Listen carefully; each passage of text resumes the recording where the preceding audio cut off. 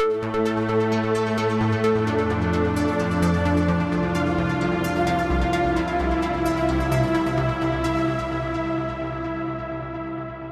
welcome to the Sensibly Speaking podcast. This is Chris Shelton, critical thinker. And I am this week, actually, first I should say that this podcast is available on YouTube with video for those of you who are watching. And it's also available on iTunes, Stitcher, Google Play, and on my Sensibly Speaking website, sensiblyspeaking.com. All right, this week, I have a special guest, Nathan Rich, former Scientologist, second gen, grew up in Scientology like I did. He was featured on Leah Remini's Scientology in the Aftermath. He's had some pretty long talks with Aaron Smith-Levin and other exes, and now I finally got him on my podcast. And we are talking, he is in China. So it's Sunday morning for him, Saturday night for me. So good morning, Nathan. Good evening. Hello from the future. Sunday is wonderful, by the way. Excellent. I'm glad we're going to survive till Sunday. Yeah.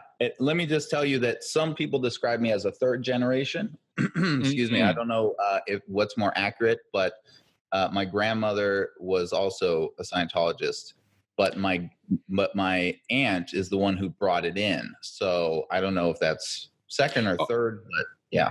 No, third is totally accurate. I think I just learned about this as a term when I was at the International Cultic Studies Association conference a couple months ago, that there's this term SGAs, second generation adults.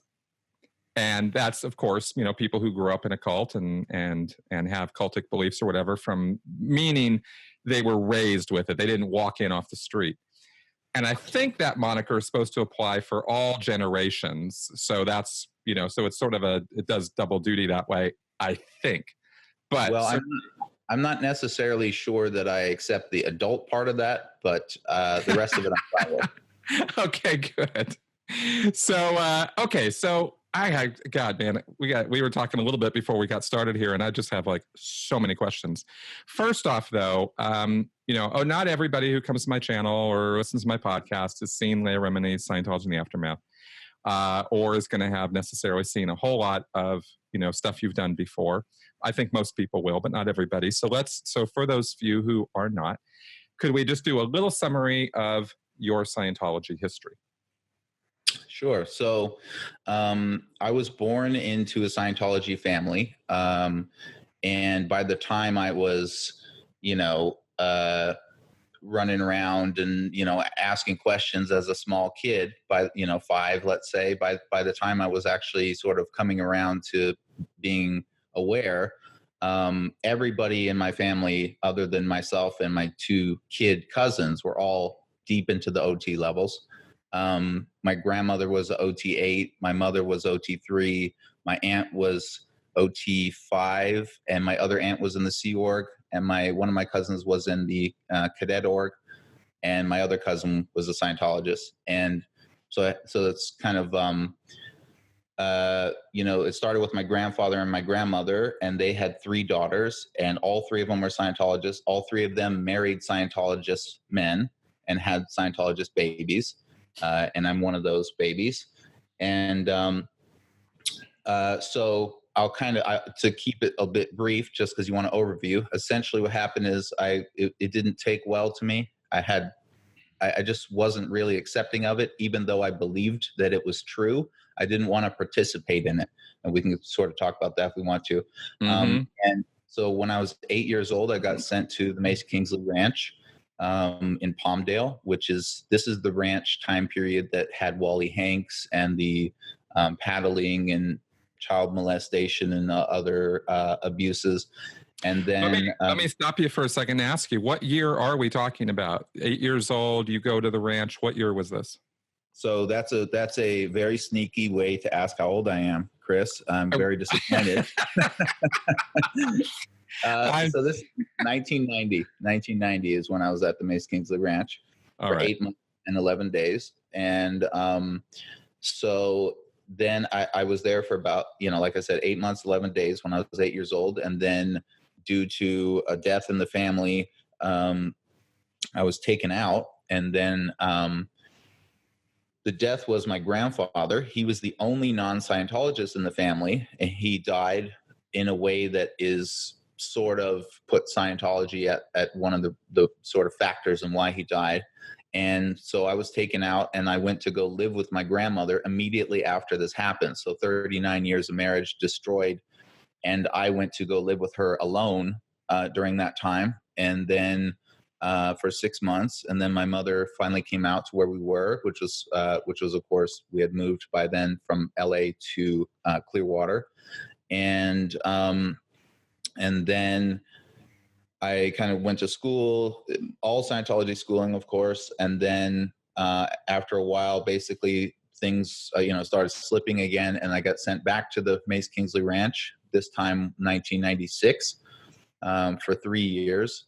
And this ranch it's the same company and everything, but it had moved to New Mexico because Child Protective Services were investigating them in California. So I was there for 3 years. Almost all of that 3 years, I was not allowed to communicate with my family until the very end. And then I got out of there and I ran away from home. And then I tried to come back home a couple times, and I wasn't accepted, and my mother told me never to contact them again, never contact the family, etc. And that was in 1999, and I was homeless, living on the streets for about 7 years. And then after that, I slowly started piecing together some kind of life and sort of went from there. And I really didn't have much to do with Scientology after that until last year, when I met Mike Rinder and Leah Remini to go on the show to get my story out, which I had been trying to do for several years, actually. And then, and now my involvement with Scientology is talking to people like you about, the ideas about it and sort of the experience. Wow. 3 years. What, 13 to 16 or 16 to 19? It was 14 to 17. 14 to 17. Okay. Yeah. Wow. Not, it's not like those are formative years or anything. It's not like those are influential years in your life. It's not like anything important happens between 14 and 17. Yeah, not at all. Jesus, man. Okay. I mean, I don't really care. I mean, short of, somebody literally being a criminal as a child, I don't really care what level of delinquency is involved. Parents shouldn't be disowning their kids. That's pretty uncool, to say the least. Well, the level of delinquency involved, Scientology put out a video, you maybe saw it, where they sort of attack me, and they kind of paint me up as like this lifetime criminal that, that's the only choice that we had. I don't know if you've seen it or if anybody listening has seen it, but it's an interesting video, because what they do is they say things like, well, he got sent to the ranch because the only other option that we had at the time was jail. And I'm like, I was 8 years old, first of all. Right. The worst thing I had done when I was 8 was I think I stole some candy and baseball cards. And of course, the main thing was I didn't really want to do courses and auditing. That was the real reason. And then when I was 14, now keep in mind that I was 14 years old. The worst thing I had done, I hadn't had sex. I hadn't done any drugs, none, not even weed. All I had done was drank alcohol once and shoplifted, like, whatever it is that you shoplift when you're young, like basically nothing, and that was it. And the real reason, again, was that I wasn't getting with the program of being a Scientologist. I just didn't like the courses and the auditing. I just never liked it. And that plus I joined the Sea Org for about 2-3 months, and that kind of got my mother's hopes up, and then I think crushed them, and she just reacted in that way. So It's not even like I was stealing cars and doing, being a gangster or anything. I was just a kid, just a regular, in my view, kind of a regular guy, Well, you didn't do anything from your description just now that I didn't do. And I was kind of not a model kid, but I was a pretty good kid. But I literally did everything you just said. I shoplifted, I got drunk, I just Yeah. didn't have parents, I think, that were as strict as yours in terms of the Scientology stuff. They were certainly committed Scientologists, but they weren't harsh disciplinarians, let's put it that way. Yeah. Worst thing I had to do was condition formulas and write my OWs and, that kind of stuff as a kid. I didn't have really intense disciplinary actions taken on me. My parents never touched me, that kind of thing. My dad would get mad, and that was all the discipline I needed. I responded very easily. So I didn't have, any of that stuff. But I know that these kids who get sent off to this ranch, I had Larissa Smith on my channel here, and we talked pretty extensively about her experiences. And she also went to Mojave and then went down to New Mexico for a little while. I don't know if her path crossed yours at all. Years wise, I can't recall. But she, similar thing. It was just kind of like the Scientology parents. They didn't really have time to deal with the kid. There were other things, quote unquote, more important. And, here's a promise of some place we can ship him off to, and they'll take care of everything. And he'll come, this wonderful person. Yeah. Model Scientologists when they return. Right. So I don't want to make unwarranted assumptions. What were your parents like? So I never had a father, and I didn't have any siblings. So it was always just myself and my mother.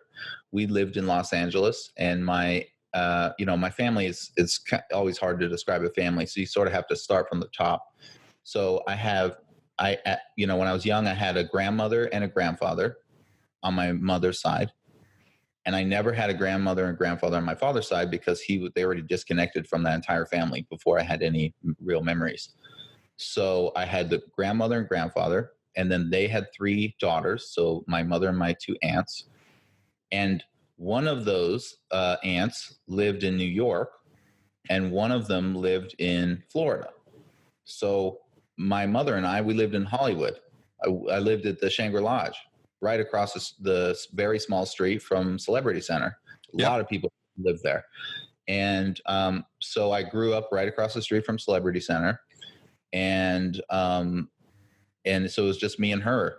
And she was, like I said, very, very, very much into Scientology. And the way that I grew up and was exposed to the world was through the lens of Scientology. I asked a lot of questions when I was young. I'm sure you did too. I was very much like a why, but why kind of kid. And all of the answers were Scientological, if you will. And of course, you don't really realize that when you're young, but looking back, the way that I understood all of reality was deeply tied to Lafayette's writings.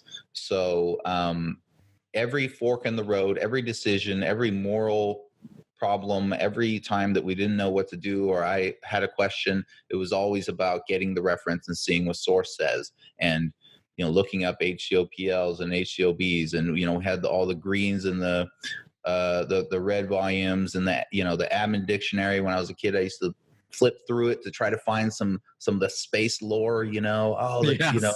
Mark Confederacy. Wow. Yeah. And my mother, to her credit, let's say, she was very, very honest and open with me. She answered the questions. She didn't say like, "Oh, you'll find out one day," or don't bother me, kid. She would answer. Now, I think that probably changed. It probably didn't have the exact effect that she wanted, in that, I'm not a Scientologist now, obviously, but it also meant that, like, when I was growing up, I understood Scientology in a deep way already. Like, even as a very young kid, I was already thinking about thetans and implants and, all that kind of stuff. Oh yeah. You were thinking with implants when you were just a little kid. Oh yeah. Yeah. I mean, when I was 9 and I was living with my grandmother after my grandfather died, and I talk about a lot of this stuff in the book that I'm writing as well. But I tried to commit suicide, and the thoughts that I was having during that suicide attempt was I was thinking about Mars, and I was thinking about how it's going to be. I'm nervous but excited to go to Mars to see this implant station, and like wondering how I could get there and check it out without getting implanted, because I wanted to come back in a new body, but try to remember this life so I didn't do it again. So it was very much Wow. a part of my life. That's actually pretty intense. I have very strong memories as a child of having concepts of, the brain is just a switchboard that the Thetan operates to run the body. Yeah. And I remember very distinctly one day trying to explain this to all my other friends. And they just, this is a bunch of 6 or 7-year-olds, right? So they're running around me, making fun of me, doing this, doing that, making like they're playing with switchboards and stuff. And I was just like, guys, shut up. I'm trying to explain this to you. And they, and it was just, tease, tease, tease. So that kind of shut down my ability to talk about Scientology with my friends. I learned very early on that I was just going to be ridiculed. But the concepts of it, I'm definitely tracking with you, because I had, of course, the whole don't be banky thing. Stop being banky, stop using your reactive mind, calm down, you can control this, was the standard Scientological, parent patter or words they would use. But I don't think I really thought a lot when I was a kid about my spirituality. It sort of was the idea. It was there. If you'd asked me, I would have said, yes, I'm a spiritual being. But the full concept of what that meant. And I was a bookish kid. It's actually, I'm looking back on this kind of surprised I didn't think more deeply about it. Well, you may get me started on books and and how they and I have this sort of weak theory going on about how I think books kind of can affect the way that you think. But anyway, I don't want to ramble about that. For myself, I had almost the inverse experience. I was I was always by myself. When I wasn't at Me home too. alone, Yeah. I was at Stan's daycare center or wherever it was, and I was just by myself, and I just thought a lot about this type of stuff. I was always thinking about next lifetime, the space up Thetans, trying to understand all of the sort of deeper parts of Scientology. I was very curious about life, and to me at that time, life was intertwined with Scientology. There was no difference, as you know. I mean, you're not taught like, oh, everything works this way, but we talk about it this way in Scientology. No, it's the same thing. And so the more curious I was about life, the more curious I was therefore about Scientology. And I was just digging in deep. And my mother, like I said, she would talk about this stuff all the time. So if I said like, oh, I love dinosaurs when I was a kid, and I'd say, I asked her about like the Ice Age, and she would just tell me it was a Thetan that came and blew a hole in the ozone and sucked the air out and basically froze over the planet and stuff. I mean, it was just totally normal conversation for us. She would come into my room sometimes, or she'd be in the hallway and she'd stop and she'd go, oh wow, oh, there's a Thetan, just like there's she called them beings. There's a being like right here, we're just we're communicating right now. And she, it was all the time. Wow. Oh, that was a very different experience than I had. My parents never, ever pulled that stuff with me. Were you into sci-fi or fantasy when you were a kid? Did you read a lot? Did you read? Yeah. My mother had, Isaac Asimov and all the sci-fi stuff. And, of course to her, this was whole track recall. So she would I couldn't read those types of books because I was too young, but I loved sci-fi movies and anything that had the taste of that, like anything from like The Abyss to, whatever it was. I just thought it was super, tracky. Yeah, that's exactly right. My father alluded to things. My parents did the OT levels when I was about 8, 9, 10 years old.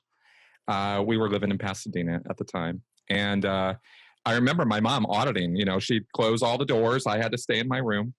And it was just very quiet in there, And one time I snuck up to the door, put my ear to the door, and I swore I was being absolutely ghostly silent. And then I just heard her in the room, Chris, go back to your room. And I was like, ah! And I sort of snuck back to my room. I had no idea what she was doing in there. She was solo auditing. And she didn't say anything. It was silent, right? Because that's how solo auditing is done. You're not sitting there talking to yourself when you're doing it. So I didn't have any idea what all that was about. It was kind of this mysterious sort of thing. I didn't really like mysteries. You know, I don't like mysteries. I don't like not knowing something. I like figuring things out. So, but I couldn't figure this out. And my parents weren't going to tell me. But from time to time, my dad or my mom or both of them would sit me down. And of course, there was all the word clearing and the study tack and all the ethics conditions, all the mundane, practical Scientology stuff I experienced as a kid. But the stories, my dad would sometimes start going into these stories about Mars and Venus and space and, you know, and I think we had parties where all their Scientology friends would come over and talk Scientology and talk this and talk whole track. And I'm growing up around this, so this was my normal. But from time to time, my dad would drop these kind of mystery bombs, you know. Oh yeah, there's, you know, Mars is a place where, you know, where they trap Thetans, you know, or Venus or something like this. And then I'd be like, tell me more, you know, like, this is so fucking fascinating. I want to know more about this. And he'd stop and he'd go, I can't tell you anymore. You get sick. And I went, oh, man, come on, man. And I just, you know, I couldn't really like pout to my dad. So I was like, all right, I guess that's all I'm going to get. And then I would try to go to my mom later and try to coax it out of her. And she'd just be like, I'm not, you know, no, we're not, no, you're just going to get sick. We're not going to talk about it. And so I kept saying, you know, hey, Dad, you know, maybe sometime you could just tell me a story and it doesn't have to be real, but it kind of is, nudge, nudge, wink, wink. And he was like, yeah, no, that's not really going to happen. And that was as far as it would go. And he would listen to PDC lectures, the Philadelphia Doctor Course lectures. He loved those things. So he'd listen to them in the living room after work. So I grew up hearing Ron's voice and Ron talking about, oh yeah, one time he talked about the Galactic Confederacy. And I said, Dad, what's that? Is that like Thetans or what is that? And he goes, it's kind of half and half. And that was it. That's all I got. You know, no more explanation than that. And so I grew up with a lot of mystery surrounding the upper levels of Scientology. And I was primed. And it's kind of funny because only sitting here talking to you right now have I really given it this much thought. How primed I was for walking into the church in Santa Barbara when I was in high school and being given, after getting regged and signing up for my courses, one of the staff giving me RJ67, Ron's Journal 67, which is him teasing the OT3 story that he just discovered and not telling you what's on it, just telling you there's a great catastrophe and you're going to have to get to OT3 to find out. And that was it, man. I was stuck. I mean, I talk a lot about the personality test I took and stuff, but that tape play and that little thing and all the priming I'd had my entire life, I think was probably just as responsible for me getting sucked into it. Wow, that's very interesting. Yeah, I mean, that's absolutely right. The lore and the word of mouth, like culture that Scientology builds, is its strongest asset because, especially with children, because you already believe it 90% by the time you walk in the door, and then they just say, "Here's Ron," and Ron, you know, he's such like a. You know, obviously people listening will understand I'm not talking about from my point of view now, but generally he's such like a captivating speaker. He's sucking you into this vortex of fascinating stories. And he comes off as like, he's just this guy that knows it all. And he's just dropping a little nugget of truth just so you can look at it and see how shiny and wonderful it is. And he's just got this avalanche ready for you. And it's just, he's such a good, like almost salesman for his own product that you just eat it up. If you're in the right state of mind, you just eat it right up and you just run with it. And that's one of the reasons, by the way, that I don't subscribe to this sort of like, I don't want to say Scientologist bashing, because I don't think anyone's really bashing them. But, you know, I don't really sort of jump on the train to kind of antagonize people or go after them because they're Scientologists or whatever. I just kind of go, yeah, I get it. I mean, to me, you're just in that mode. And believe me, I remember nothing I say to you is going to change that anyway. You kind of got to figure it out yourself, unfortunately. But that's really interesting. So you got a lot of teasers, a lot of kind of hints that, and it sounded like you knew more than, a lot of people though about Scientology.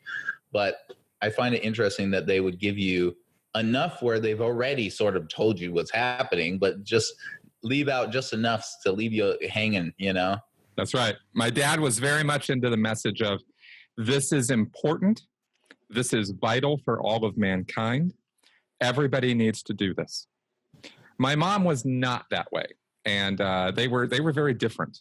Probably everyone that was really indoctrinated into Scientology that's out now has at least some residual beliefs, no matter how small. Because the thing is, some of Scientology, it blurs the line between what's just normal common sense stuff and what's like the sort of quote unquote religious slant to it and whatever.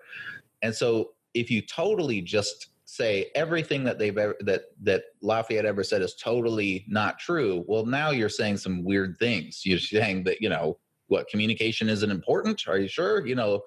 It's very fuzzy. So it's interesting to see where people sort of draw the line in themselves into how much that they I guess you could say buy into, or how much they can, observe to be true, let's say, in the normal world. I can say for myself, I have, I guess you would say, slightly controversial, let's say, beliefs that align and are certainly stemmed from Scientology that I still have a really hard time shaking. Now, I don't consider myself an atheist, even though I find that there's no evidence.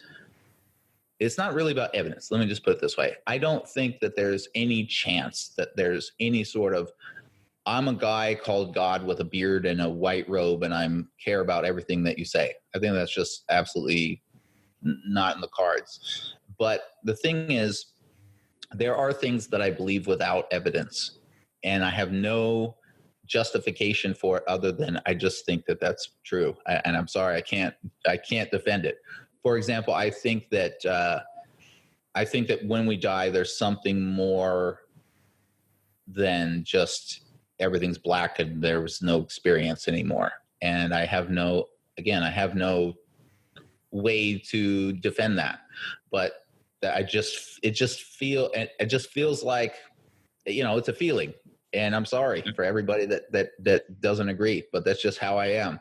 And I have a hard time shaking that. So some, things like that. But when it comes to the actual sort of prescriptions that Lafayette, I call him Lafayette, that Lafayette. I noticed. Well, from my point of view, it's like everyone calls him L. Ron Hubbard or Ron, and it's like, why do we do that? Because he wanted us to. Okay, well, I'm not going to do that. Sorry. I love it. So Lafayette's prescriptions. Look, if you think that the non-existence condition formula doesn't work, you're not paying attention. It works, right? You show up somewhere, no one knows who you are, find out what you're supposed to do, and then start doing it. It's just common sense. Exactly. Right? So people that kind of go like, oh, that's just crazy Sino stuff, or you're an apologist. I'm like, yeah, well, you can say whatever you want. But when it comes to obviously, auditing and the reactive mind and body thetans and this type of stuff, I approach these things from a sort of, well, I don't know what's true. Let's see what he's saying. Let's see if any of that rings true to me. And most of it rings totally ridiculous to me at this point. So I just kind of go, well, that's your theory, guy, Yes, I do. I totally do. On the God thing, I'll just mention one thing on that, because there's science, there's evidence, there's facts, there's objective facts, I should say, right? Things you can actually sense, feel, touch, experience, perceive. And then there are things that you can think are true, and no one, not a single person on this planet, can prove to you that that's not true. Yeah. You can't prove that there is life following the death of your body.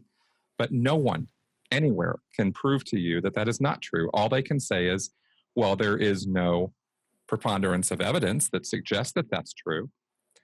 Right. However, there's also zero evidence that it's not true. It's merely an absence of evidence on which they base their idea that that's not true. And Yes. you go, okay, but this is something that we're going to call faith. I defend people's right to have faith because we have faith in all kinds of things, including the idea that there's more to know and learn, and the idea that we are able to go out and figure it out and discover it and learn it. That is all on faith. How do we know that tomorrow we're filled up? We ain't got no more potential to learn nothing new. We've reached the limit, you know? Like that could happen. We have faith that no, that's not true. We're going to keep going. We're going to be able to keep learning and discovering, and you know. So this is where I've come to a fork in the road, because I feel like I can attack what you just said and myself, because the thing is this. I agree with I agree with everything that people say when they go against this point of view. When you say, well, there isn't any evidence that it's not that way, it's like my spider senses are going. I'm like, yeah, but that's not an argument, because there's not evidence that, you know, that there's not a, you know, what is it, the teacup floating in space or whatever. Right. There's no evidence that that's not there. So, you know, analytic science, you know, atheist types will be watching this and going like, what, are they crazy? You know, it's not, you have to prove the extraordinary claim. Which again, also is defeating what I'm saying, but I agree with what you're saying.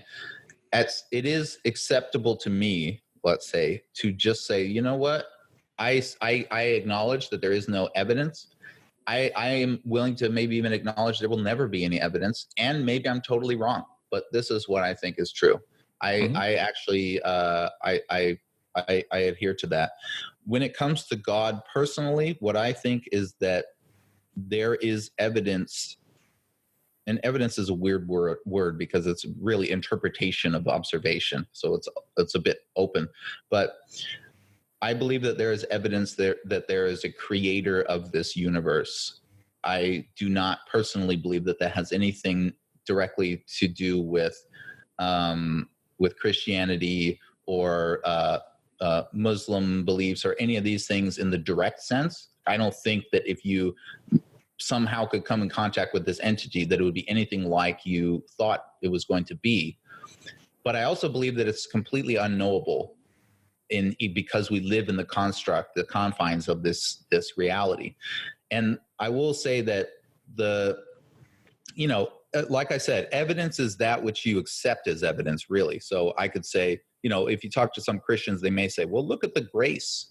Look at somebody being just selflessly giving grace to another. That's evidence of God, or that's God's, you know, voice through them or whatever. And I go, well, I don't really accept that as evidence, but you may. It's really about what you accept. And one thing that I personally accept as evidence that there's a creator, or of some source, it doesn't necessarily have to be a being that's, you know, thinking about it or anything, but is when I look at evolution, I'm a technical person by trade. When I think about evolution, what I see is, wow, that's a perfect program. That's a program that I would write if I were trying to populate a universe. I would create one tiny little thing that evolves and self-replicates, and those things also further evolve and self-replicate and adapt to the environment and flourish as they do. Myself being timeless and or living for such a long time that a few billion years doesn't really affect me too much. I don't care how long evolution takes. It doesn't bother me. And so when I sort of look at that and I go, well, if you presuppose that there is something there in the beginning, that seems to make total sense to me.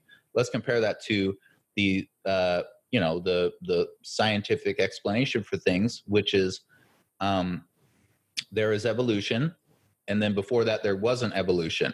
It's like, okay, but when there was a bunch of like pond scum and, you know, lava ash and all that kind of stuff on this planet, how did we get a single cell organism?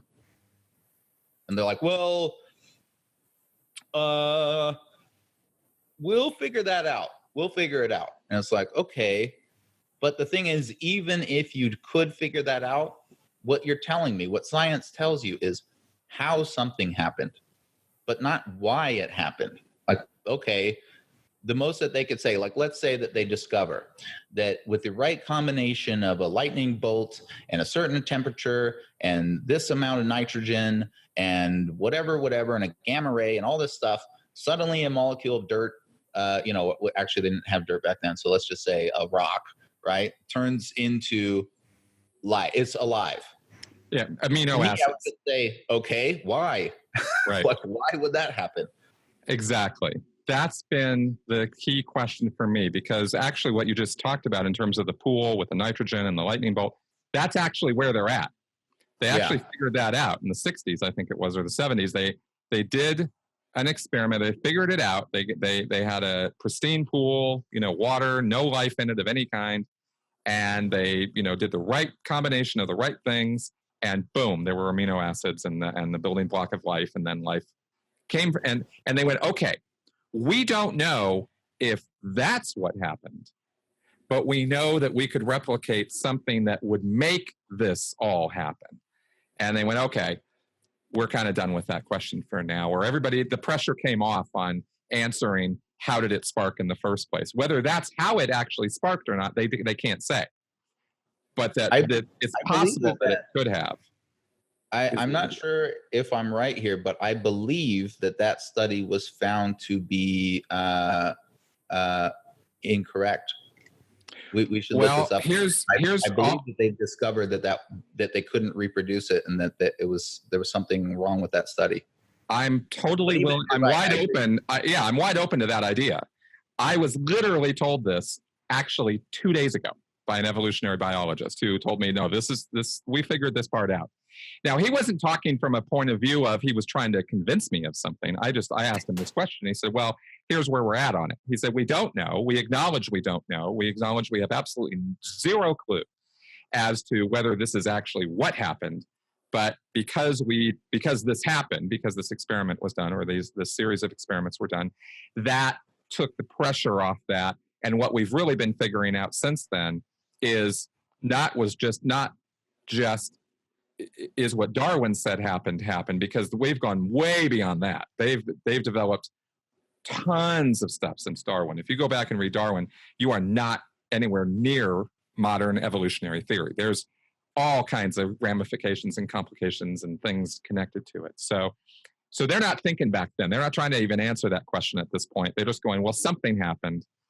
We all know we don't know what it was, because the fact of the matter is we still don't totally understand evolution, which is not to say that evolution is false. That's not the point. The point is that it's almost like studying a car engine or something. Like you could guess how it works. It's still going to take you down the road. Yeah. Whether you know how it works or not, it's still going to do what it does. That's kind of my layman statement of how evolution goes. We know it. This is what's going on. All of what's going on and why it's going on. No, we don't have that yet. we're still getting there, but we know this is basically the model. Excuse me. Yeah. Well, there are a few things there. So first of all, I'm totally willing to accept that experiment is reproducible and works for sure.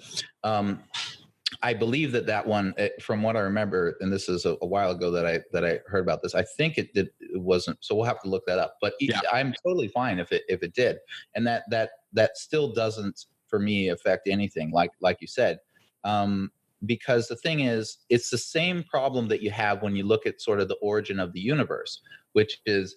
Originally, let's say, humans thought that, there was nothing, and then a certain God came and created it or whatever. And then we found some scientific evidence that says, oh, it looks like it's older than that, and so on. And zipping forward to where we are now, some of the leading theories are that, well, there was this big bang. And then before that big bang, it was kind of cycling, many big bangs. And we're all sort of this constantly big banging thing in an ocean of other big banging things that are all banging along. And for me, I just go like, oh, that's really interesting, and how that's happening. Why is that happening? Exactly. Well, that's what it reminded me of, because I wanted to tell you this. You and I actually have, without being in touch in any way or ever having really communicated before now, other than some tweets and some posts, have come to the exact same question. Because the thing I hold on to is in terms of a hope. I have said many times on my channel, look, I don't have beliefs about this. They're not strong enough to call them beliefs. I have hopes. I hope this is how it is, that there is more to life than what we get in this 80-year lifespan. I hope there's more. Yeah. But the thing that holds me to that idea at all, and doesn't make me give it up because of the things I know as an atheist and science advocate and stuff, is and I should say agnostic, not atheist, is that question. Why life? Not, how is super important. That question has to get answered, and it hasn't been answered yet, and we all know it hasn't been answered. Just because science hasn't answered it doesn't mean God's the answer. This is not, there's no false dilemma. There's no it's mine if it's not yours. It doesn't, no, there are an infinity of possible answers. The real question for me is not how, it's why. Why would that happen? Why? And that no one's got that question. No one. Yeah. And so for me, those two are big issues. And there's a third one that I haven't, I articulate this a little bit in my book, actually, but I haven't articulated it in video or to any other human yet. I assume you're human, which is this. It seems to me, I started to think a bit about technology and the history of technology as I would talk to people about exponential growth and these types of concepts. And it was very interesting to me early on to talk about during, for the first 100,000 years of life as humans, we invented like using a rock and like maybe sharpening something with rocks. That's what we invented. And as time goes on, the amount of time it takes to invent those things gets lower and lower and lower. And now we're inventing things much more complicated than that, thousands and thousands of times per day. And it's just going to continue to go that way. And so I started to think about that. And to me, that's not mysterious. But I started to realize that invention is an interesting concept, because what you're doing is you're creating something. In a way, you're actually discovering something, because the thing about like, we invented a nuclear bomb. Well, not really. You discovered that if you do this and this to something, then this will happen. You're really, in some weird twisted way, you're actually, it's science. You're learning something new about the universe. And here's sort of the point. It occurs to me that no matter how many questions we ask about this universe, every time we get an answer, it seems to give us 3 more questions. That is exactly right. There seems to be an exponential, like a fractal design in knowledge itself in this universe. People keep feeling, like we're learning more and more, but I feel like we're learning less and less as we go. It's almost like as time goes on, we feel like we know more, but there's just always even more to know. Like, in the beginning, we thought that we knew that the Earth was created, let's say, in 6,000 years or whatever it was. And then we sort of thought, oh, no, it's older. Now we know. And then someone say, well, but what about this? And it's like, oh, well, I guess there's like the universe is expanding for some reason. And then now there's even more questions. And then it's like, oh, well, then there's this like Big Bang. Okay, now we get it. And then someone goes, well, what about these other dimensions? And it's just like, and then now you got 50 more questions from that. So it's not well formed. I'm not a scientist, but the way my intuition tells me that this is not something that's going to exhaust. I believe that you are right. And and that comes from learning that all the things, I've talked to a lot of scientists now over the last 5 years. I've talked to biologists, I've talked to engineers, medical doctors, researchers. I mean, I've had the privilege of being able to talk to a wide variety of people in the short period of time I've had since I've left Scientology in the last few years. And every single time I talk to somebody who actually knows what they're talking about, deeply involved in the field, whether it's medical research or engineering or biology or astronomy, astrophysicists. I mean, I've talked to lots of these guys. And every single time you get to the top of the field, you find out when you dig deep and talking to them, they finally get to a point where they go, well, here's the thing. We think this might be how these things go. We're pretty sure we do this and this is what happens, and we can predict that. Therefore, we take a best guess as to what this is going to be or how this is going to go or whatever. But we're still in a place where we are totally still figuring everything out. And, you know, a medical researcher pointed out to me, a very, very important guy, actually. He's made some pretty important discoveries in the past on HIV research, and very fortunate to know the guy. Deep thinker about medicine. And he points out to me one day, he goes, you know, there's never been an Einstein of medicine. I think I mentioned this in a recent podcast. You know, there's never been that breakthrough universal theory sort of thing with medicine. Medicine is totally, okay, well, put the splint on and see what happens. You know, throw these chemicals into the brain and let's just see what happens. You know, best guess. Okay, looks like it's okay. It didn't kill anybody. Good. Put it in a pill and send it out there. You know, like that's kind of how big pharma actually kind of works. You know, it didn't kill anybody. Looks like it does something good. Let's market it. You know, that's kind of where we're really at. Oh, and yeah, that's a whole subject to talk about, because you know, you're absolutely right. The thing that's very striking to me when I don't meditate, but let's just say I meditate on it and think about the state of things. The things that are very striking are, you know, we're talking, you know, we're on the other side of the world right now, and we're talking like we're in the same room. Yep. But you ask me, how is it that if I cut my finger, that my body will try to heal it? How does it even understand that there's something to do? How is it that these cells can communicate with each other or exchange information at all to even have any concept that something's happening when they're not sentient? You know what I mean? Like, even just the basic fundamental, like, how does this body even operate at all is totally a mystery. Like, why does it do anything? And it's and then when you get into like medicines, like you said, our current approach on things is absolutely barbaric. People don't really understand what drugs are, I think. I mean, many people do, but some people don't, which is that a drug is a chemical that we extract or we combine to create. It's just a chemical, and we observe that it does many, many things. And one of the things that it happens to do is a thing that we want it to do. And that's it. And we don't know why. We think we may know why in some situations, but we don't know why it is that it's doing this particular thing a lot of times. Us as sort of ingesters of these drugs, we're not necessarily thinking about the fact that it's doing many things to us. One of which happens this thing, and that this is the origin of side effects.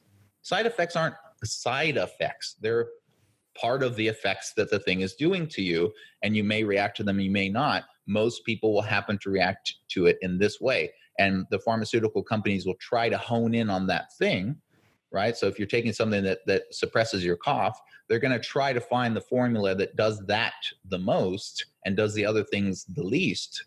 But if you think about that as sort of an analogy, it's kind of like somebody says, clean your room. And so you bring out a flamethrower and you burn everything to pieces, and then you sweep it out the door. That's the first version of the drug. Well, it's clean now. So let's try to do it with a little less burning, a little less ash. And they just get it down to like, now you're just, you know, the latest version is like you come in with this huge fan and it blows all your stuff out the window. It's like, well, yes, you're cleaner now.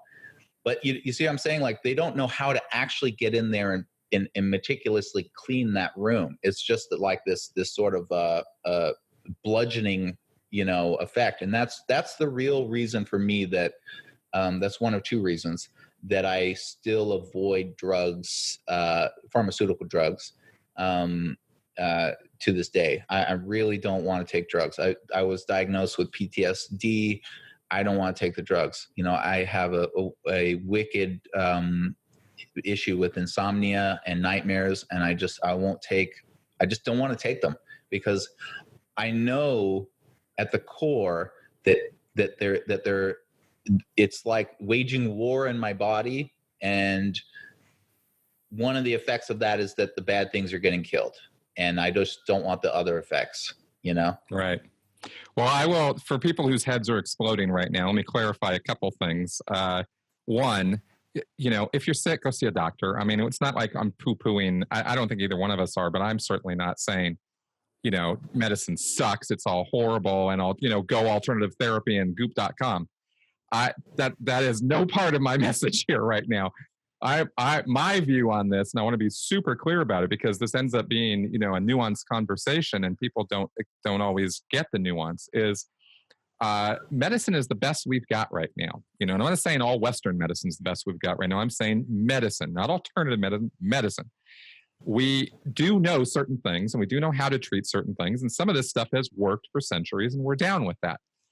Why this stuff works is what we're talking about right now. We don't know why some of this stuff works. And not knowing why it doesn't work, works or doesn't work, doesn't mean that the remedies don't work most of the time.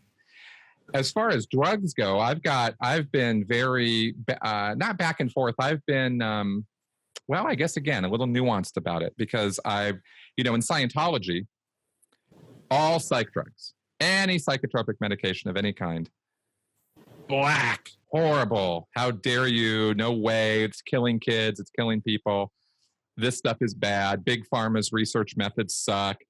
Well, there's some truth in some of that, but there's also some truth in the fact that I am personally connected with a lot of people who have or are on various psychiatric medications, and those medications are treating symptoms that they want treated, and it's working. So I'm going to be the last person to say down with all medications or down with all drugs, or I'm going to try to dictate to other people what they should or shouldn't do with drugs. I think it's an extremely personal choice. I got no problem with what you just said. You know, you don't want to take them because, and you very clearly laid out your reasons. It's not dogma. You're not coming at it from, well, big pharma is evil, and so therefore I'm boycotting psych drugs. You got a very different and much more nuanced view of it. Yeah, exactly. And the thing to point out too, for clarification, yeah, you're right. This can be a sensitive area, because some people need medication. And then also, of course, Scientology has caused a lot of issues by pressuring people not to take medication. I'm talking about what I want to do. Now, if I go to a hospital and they tell me, hey, you got this, you need medication, I'm going to take it. Right, exactly. You know what I mean? When it comes to things that are mental, it's like, for example, let's say depression. I know myself enough to understand what level of depression I may have. And I know myself enough to understand when I get to the level where, where I need to get into taking an antidepressant. And I know if I don't do that, I know what my life is going to be like, and what the balance is, and what the trade-off is, et cetera. So look, if you're depressed and you're depressed enough to be talking to a doctor and they're saying, hey, try this, you should probably try it. That's what I think.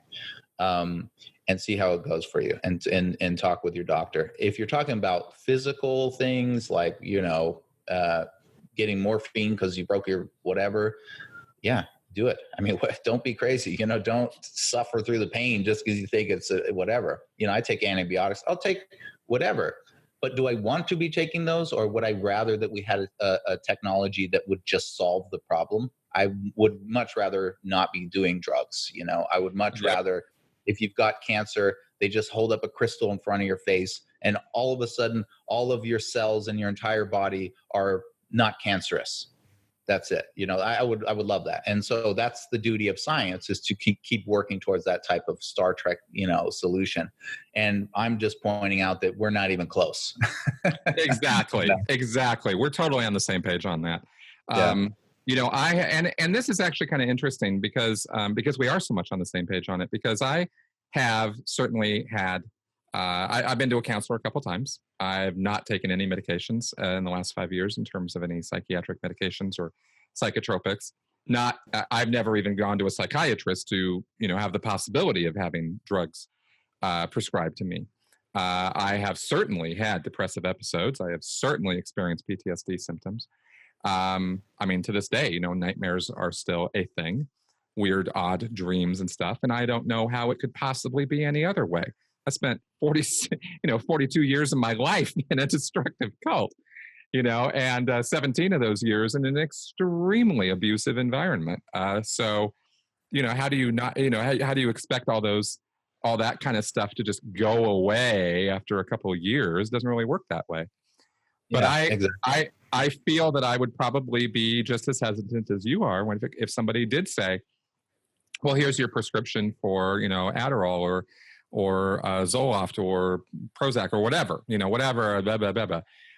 It might be, I might go, I'm going to have to really go give this some very serious thought, not because of the Scientology prescriptions about it or the fear mongering they do about psychiatry. It's because I know a little bit more probably than the average bear about what goes on behind the scenes. And some of that concerns me, Yeah. Well, for me, it's kind of interesting because the reason that I feel this way actually has nothing to do with Scientology. Personally, I did all of my drugs and crazy amount of drugs that I did in my life, which I've done nearly every drug that exists, at least at that time. I mean, you name it. But you mean you're not qualified for the Sea Org anymore? Oh no, hundreds of times over. I've done PCP, I've done LSD, I've sold LSD. We were doing, the most LSD I did was 22 hits at a rainbow gathering at once. I've done LSD for weeks straight at the ranch. By the way, I've been sec checked on LSD. I've had dude, I mean, you got to watch some of those other videos. Yeah, I guess so. You did LSD at the ranch? I was asked the question, have you ever taken LSD, while I was on LSD at the ranch? I'm sorry, I just find that really disgusting. I'm horrified that teens would be able to do that. And at the same time, I can't believe that. I can totally believe that happened. It's been a weird life, but my point here is this: the reason that I am kind of trying to avoid unnecessarily dosing myself with drugs is because I've done all of those drugs. I feel like, I've had enough. If it's some light thing, I'm not really. I'm hesitant to get to dive into chemicals. That's really the reason why. Is because I just feel like my liver and my organs and my brain is just sick of it. So that's really what it's from. It's not like a philosophical thing. I think if you got a problem, you got to solve it, because you got to have a happy life. You can't be Mr. Depressed just because you don't want to have a dry mouth. You know what I mean?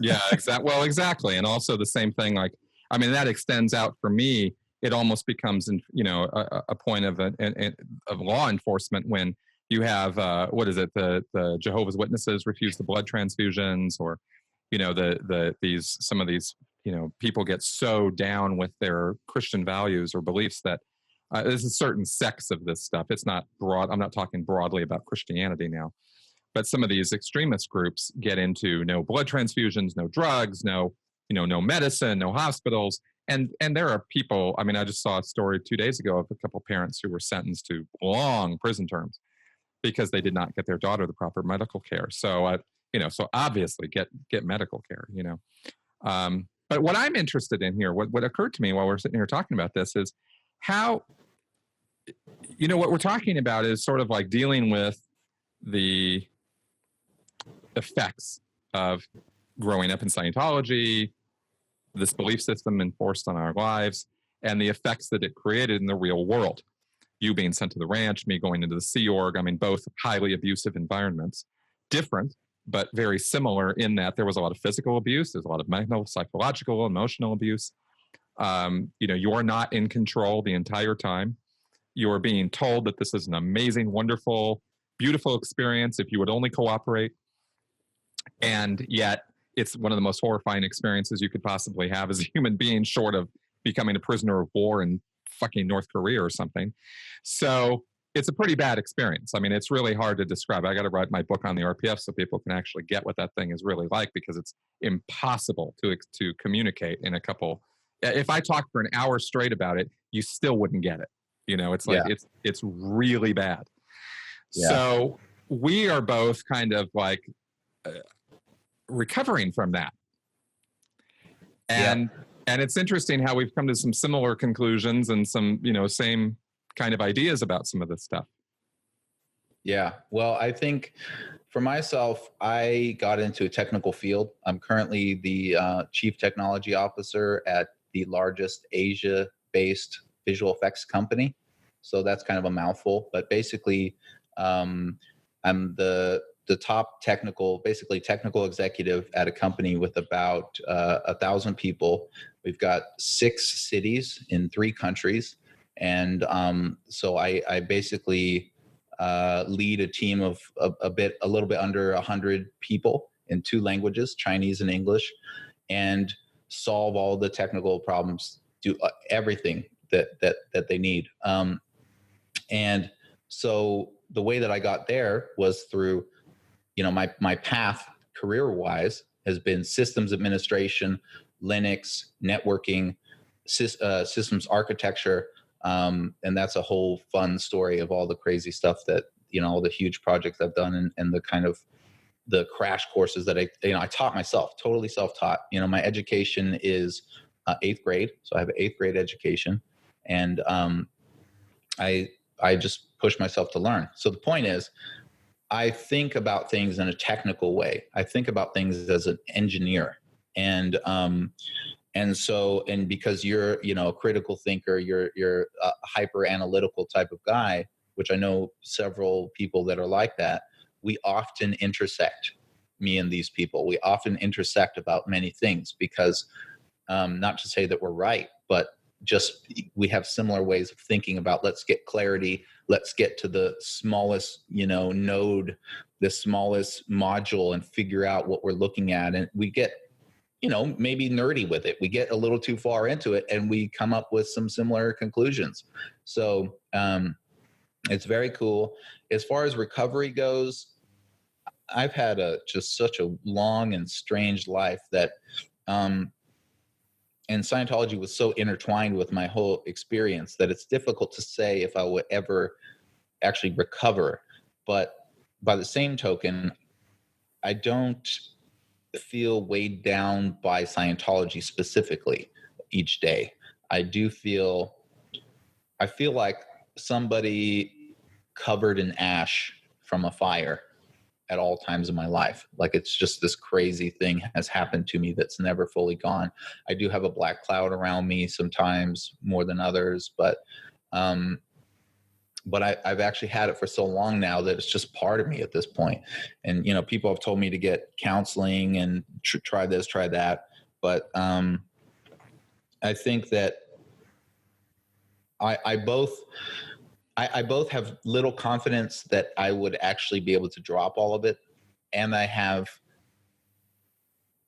also not that much confidence or desire to necessarily do that. I think that in a way if you can harness the energy, that there's energy there. I don't know if that really makes sense, but, you know, it's kind of like these things happen to me. I want to use that for something rather than disband it and rather than let it weigh me down.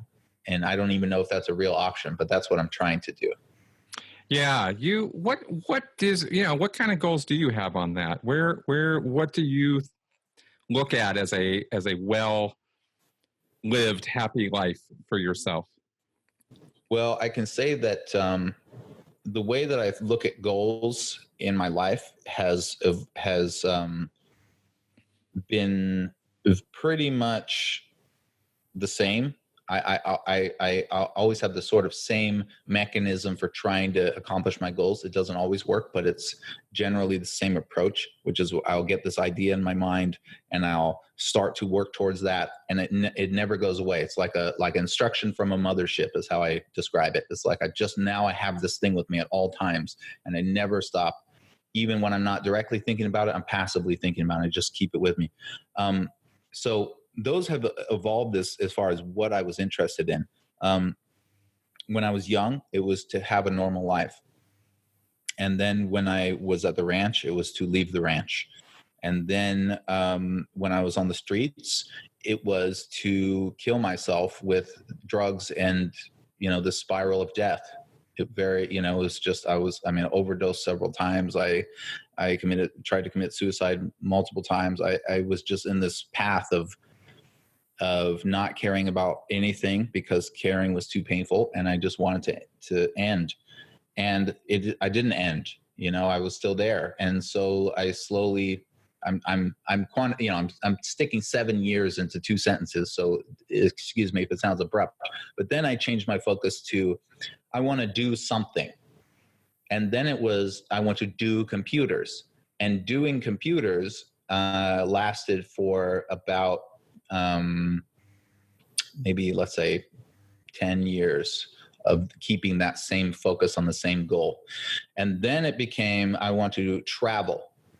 And so then I started traveling, and then it was, I want to have financial security on some level. Like, I don't want to think about a bill at a coffee shop, and so I'm sort of babbling, but so then it was that. And then more recently in 2012, I came to China, but on business.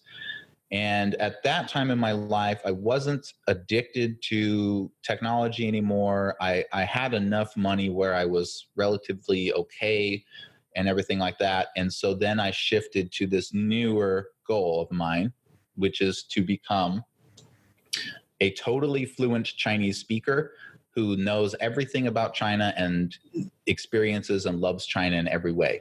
And so that has been my most recent goal. And I tried to get into a school to learn Mandarin or to get a job for a year so that I could work with Chinese people. And I ended up getting the job first. And I've been at that company now for 4 years. And I'm leaving that company literally in about 3 weeks by my own choice so that I can go now and learn Chinese. And so I'm living that dream, that goal. But that's part of an overall goal, I think, which is to be able to be somebody that can help other people, probably through videos and or media and or, books in China, and also a bit in America as well, but in China, to explore and see this world that we're in, and just this great exchange of ideas. So that's kind of what I want on the horizon. Awesome, man. I mean, because you survived some really serious bullshit, and you're now making, a perfect success of yourself on that. And by success, I mean, you're doing exactly what you want to be doing. I don't look at success and number by bills and stuff. I look at it from, are you happy? Are you doing what you want to do? Exactly. By that measure, I have a great life. I live with my 2 cats and my wonderful girlfriend. I live in China. I've had a career that I've worked very hard to build, but that's not my passion. So I'm essentially setting that aside, and I'm going to do what I want to do, what I really want to do.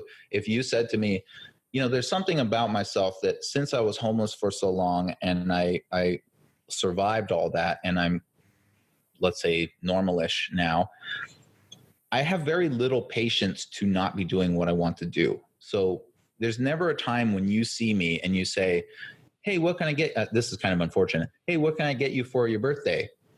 Nothing. I already have everything that I want. Because if I didn't have it, I would have already gotten it. It's kind of annoying to people, unfortunately. But it's also, is there something you'd rather be doing now than what you're doing? And the answer is no. I'm doing exactly what I want to do, because I feel like I could have died many times, and you know what? You never know when life's gonna just suddenly be over. And if there is an afterlife, or even a brief period when your brain's dying or whatever, when you're thinking about your life, I want to look back on it and I want to think about all the stuff that happened, all the things that I said and did, and I want to be satisfied and happy with the way I lived my life. I don't want to look back on myself and think about, wow, I was such a petty dude, or I was always upset about the dumbest things, or I always wanted to do that. I always wanted to be, I'm just making this up, I always wanted to be a guitarist. Why didn't I just do it? I don't want that feeling. I just don't want it. And maybe that's just a ridiculous thing. Maybe there is none of that awareness, but it's something that I'm not afraid of, but I'm really conscious of. I want to be able to look back on my life and say, I went through all that stuff and then I did something with that opportunity that I had after it. I didn't just, as we would say in the old, Scientology terms, I didn't just motivate off of it. I didn't just like, oh, now the world is all my enemy and I'm just going to all be like a Mr. Negative Nelly over here. The pain is real, but I want to do something. I want to do things that I'm like, hey, in the end, that life was a good life. Exactly. I could not agree with you more. I mean, I'm serious, man. It's funny. I'm doing precisely what I want to be doing. I'm just not doing it on the scale I want to be doing it on. Right. But I'm not reaching enough people. I want to reach more people because I know what I'm saying and doing is helping people. I know that. I get inundated with communication all the time about how helpful and useful and I've gotten people out of cults. I've done that work. So I just want to do more and more and more of that. It's, but what I'm doing is, yeah, it's exactly right. I think there's also, I don't know, I want to ask you about this. For me, after being in such a controlling environment for so many years, having had that experience, I'll say, where you really are not in control of what's going on. You're not in control of your environment. You're not in control of your body even. You got to eat when they say to eat. You got to do this when they say to do that. This is the schedule. This is the time. This is the this. This is the that. No, you can't think those thoughts. Those are bad thoughts. You better, you shouldn't be doing them. To that level of control. You come out of something like that, you just kind of go, corporate 9 to 5, really? You just kind of, no, I'm not. No, I know I got skills. I can go do that, but I don't mean to make it sound like it's easy. I know there's a lot of work. There's a learning curve. There's all this stuff. You got to figure out what the profession, all that. But I just kind of go, I don't know that I could deal with somebody telling me what to do all day again. I don't know that I could, Yeah, I agree. I was always kind of, I guess you could say rebellious, but that certainly doesn't help when you come from that world of like, well, I've just been, like you said, controlled for so long. And then you look at the sort of, let's call it corporate world, and you go, the daily, grind. And when I was getting off the streets, I was grinding like crazy. I got a job at Wendy's. I was making French fries. You know what I mean? It was people are yelling at me and all that stuff.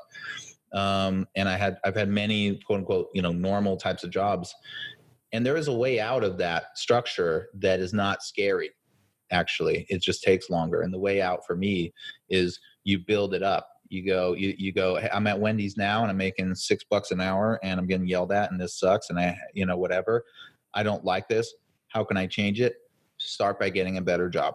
Focus on that. Stay at Wendy's, get a better one. Go get that better one. And then repeat that and just get up. So you start to build your skill. You start to build your comfort level. You get that experience under your belt. So you've had the sort of 9 to 5 stuff going on. And then you develop what your skills are, what you want to be doing. And then as soon as you start doing what you love, in my experience, you're going to be more and more in a situation where you start to have this option available to you of like, oh, I could kind of do this myself.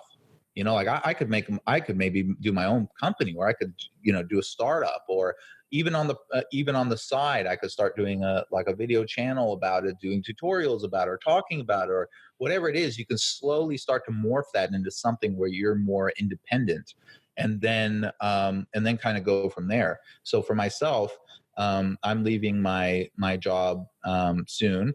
That's technically a 9 to 6, but normally, because at this sort of level of the organization, I work 7 days a week. I'm working all the time, forever. There's no stopping. There's $1 million questions going on with the company. You can't just say, oh, sorry, it's Saturday night, I'm not going to answer your email, CEO.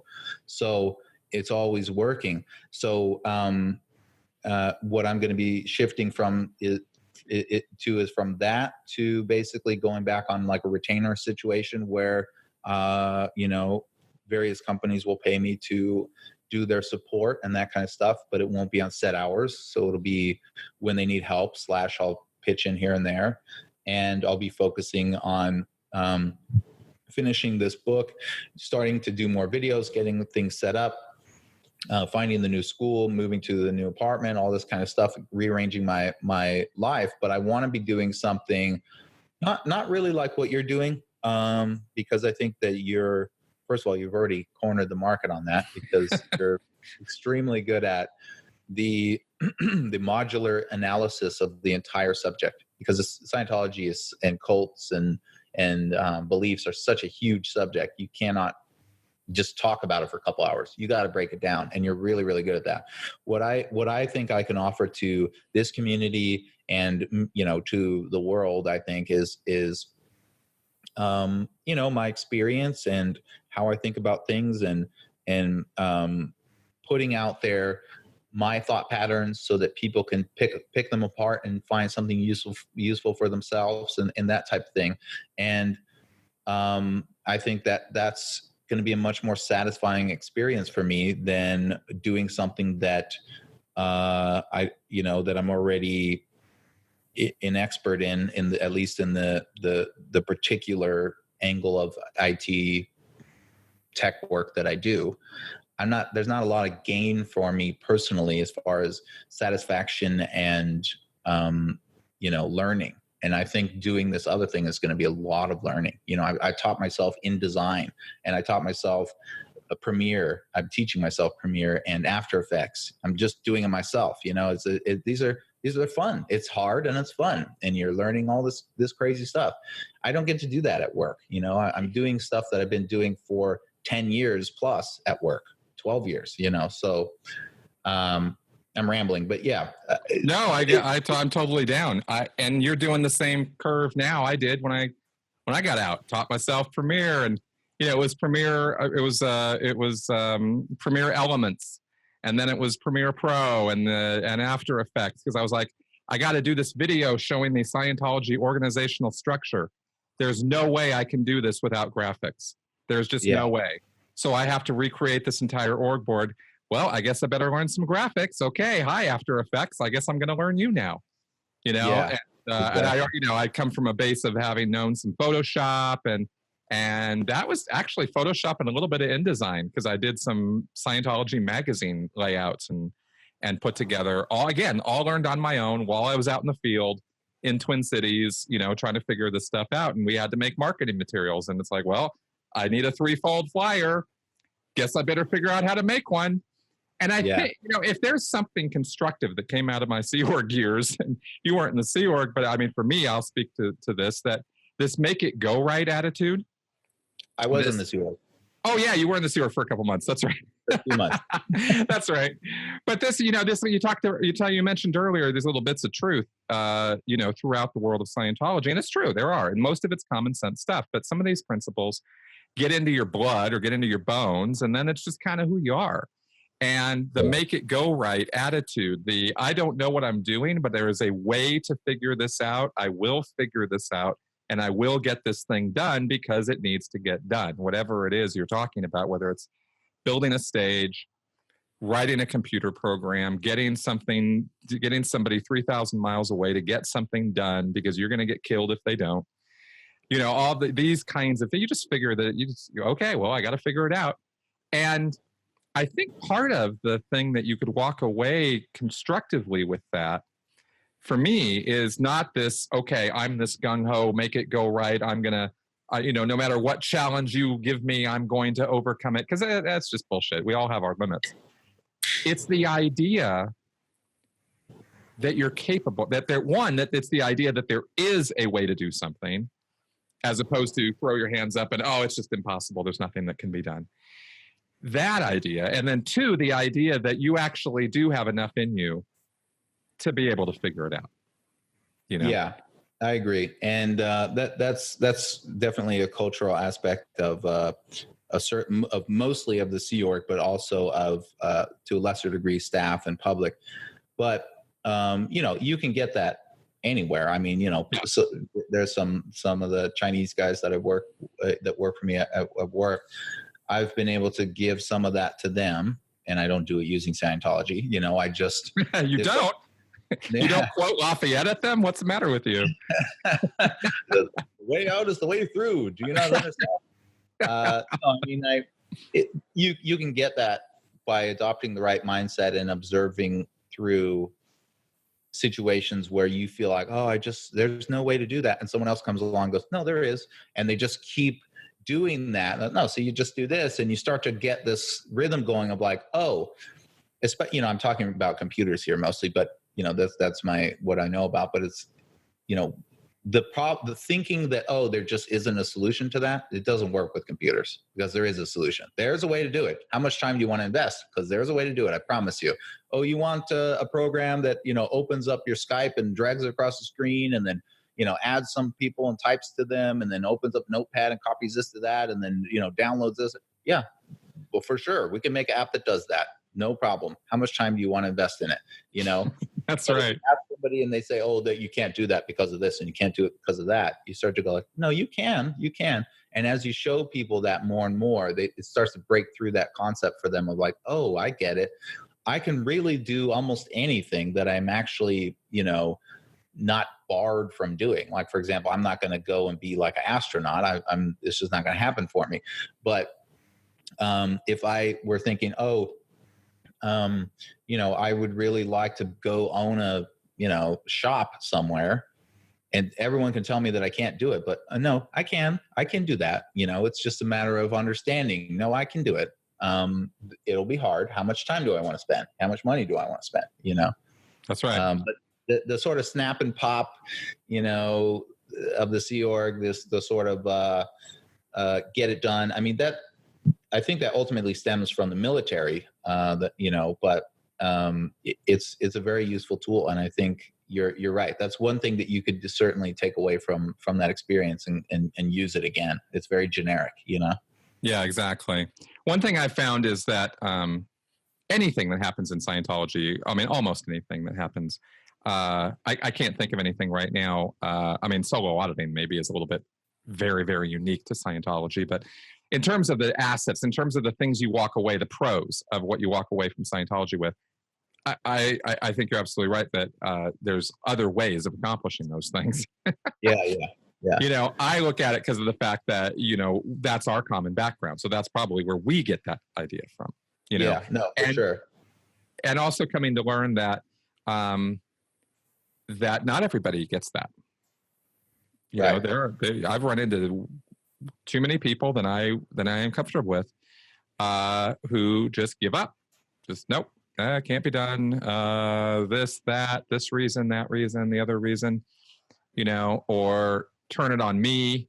Well, you're this, you're that, and I'm not, so therefore I can't. And I'm always, I think more highly of you than I think you do. Yeah, I know what you mean. Yeah. And that's actually a little bit of fuel for why, and I'm not just trying to plug my book over and over, but that's one of the reasons that I want to write my book that I'm almost done with now, is I want people to understand that giving up is just as good as it sounds.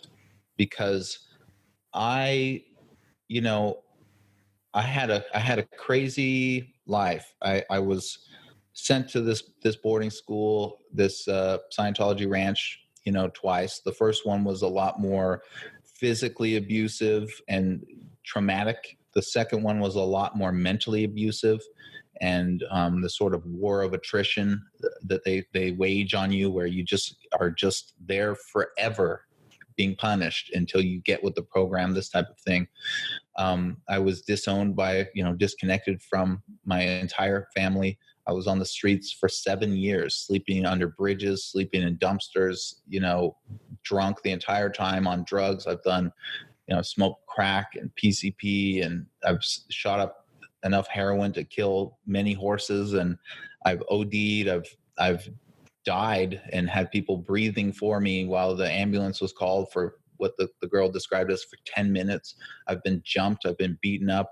I have a scar on my head that you probably can't see in the video, but this bump here, that's from somebody hitting me in the head with a piece of rebar.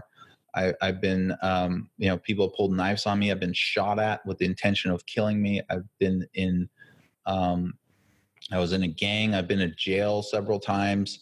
I have been at the absolute, what I consider the absolute bottom of reality, wandering around on Central Avenue in Albuquerque, high on crack, looking for shiny things that I can maybe sell for another bag. And I have done, just an unimaginable amount of crazy things like that. And I continued to go on, and I tried, and I eventually, with no social security card, not knowing my social security number, no birth certificate, no ID, no passport, no family to vouch for me, no friends with any money, no support system, no cultural support, being totally different, thinking totally different mentally than everybody else, feeling like a complete loser, nowhere to live, no clothes, no hope. No one in the world at that time cared that I even existed. I was able to very slowly, through pressure and trying and not giving up, turn that into the life that I have now. Like today, as I talk to you, I've been to around 35 countries. I've traveled a lot of places. I've really enjoyed that.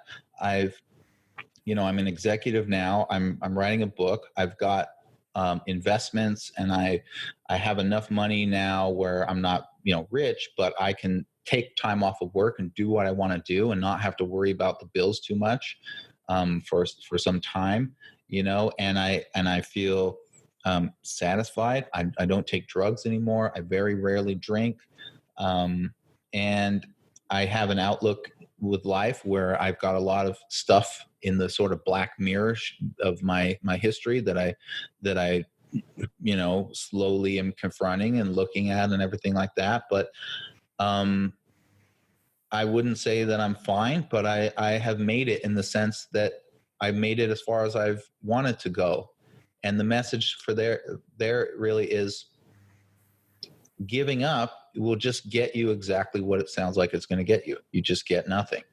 You want to work, when I was at Wendy's, I worked there for about 5 months, and it was horrible. And I remember, it's all these little things in life. I remember meeting a girl there, and she was she worked the cash register, and she had been there for 7 years. And just finding out that piece of information was like, all right, I got to get out of here. I got to get to the next place. Just little steps along the way where you just don't give up. You don't become comfortable doing something that you don't want to do. You just don't stop. Exactly. Wow, man. That's a little hard to respond to all that. that is, I mean, it's a mind-blowing story. The fact that you have all your teeth right now, or at least it looks like you do. I don't.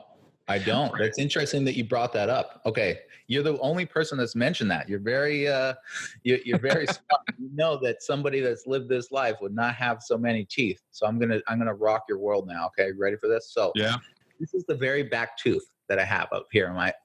Okay. From here to here is a bridge. Wow. 11 span bridge. Okay? Wow. I actually have a tooth here, and then I've got like a half a tooth here, and then one in the back. This is all fake teeth. So you're absolutely right. I don't have front teeth. I mean, if this thing comes out, I look like the horrible monster. Right. And Yeah. that's from the meth and the life on the streets. I did a lot of methamphetamines and a lot of heroin and a lot of drinking. And obviously, when you're living on the streets, the essential item to bring is not your, toothbrush, your dental floss, and your toothpaste and your, water gun and your, that's not what you're concerned about when you're living a life on the streets. So you're absolutely right. That's really funny that you brought that up. I just looked at your perfectly straight teeth and I was like, nah, no way, man. No, that's dental work. That's absolutely dental work, which is very good dental work, by the way. So let's talk about this for a minute, because this is a pretty deep dive here, and I'm actually really curious. Because it's easy to, like you said, it's not only like you get the result when you give up that you expect, but it is easy. I mean, there's no effort involved. It's living, it's continuing, it's trying, it's striving. That is the hard part. How did you know anybody else who made it out, in terms of other people you were around? I can't imagine you didn't see some death and all of that. A lot of my friends died. If by make it out, you're talking about the homeless world. Yes. I'm just going to be honest. No, I don't know anybody that is actually, let's say, fine now. There's several of my friends have died. I talk about this in the book as well, but one of my best friends on the streets died on me. Like we were leg to leg on a couch when he died from heroin. And that was one of the big things that happened that slowly started to, shift how I was thinking about things. People continued to die. About maybe 4 months ago, I heard about another one of my best friends from those days on the streets that we traveled together. He also died from complications due to heroin. So the short answer is, it's very rare that somebody would live the kind of life on the streets that I had. Even when I was on the streets, there were many people that were on the streets that weren't at that level of, let's say, homelessness. There were definitely some, but those people, the some that were right there with me, sleeping in the dirt, needle hanging out of the vein, just totally gone. I don't know of any that made it at all. Man, how did you deal with the withdrawal? How did you deal with, going the transition from heroin addiction and meth addiction, which are extremely powerful drugs, to, okay, I'm going to hold down a job now? Like there's obviously steps in between there. And yeah. I am more than a little curious how you walk those steps. Right. So, contrary to Scientology's attack video on me, I was not doing drugs before I went to the ranch. I started doing drugs at the ranch. Okay. And that's a whole nother story, but long story short, we were able to get drugs eventually at the ranch. And I started, the first drug that I did was weed. And so I smoked an entire joint by myself, as you do when you don't know what to do. Yeah. I was very high. Started with weed and alcohol, and then a girl brought some meth. And so we started with a bit of meth. And then we were able to start getting LSD. And that became my real first true love when it came to drugs. That was my first, I guess you call it addiction, even though it wasn't like a physical addiction. And so we were tripping at first when we could, and then it became all the time. And when I say all the time, I mean every single day, all day and all night.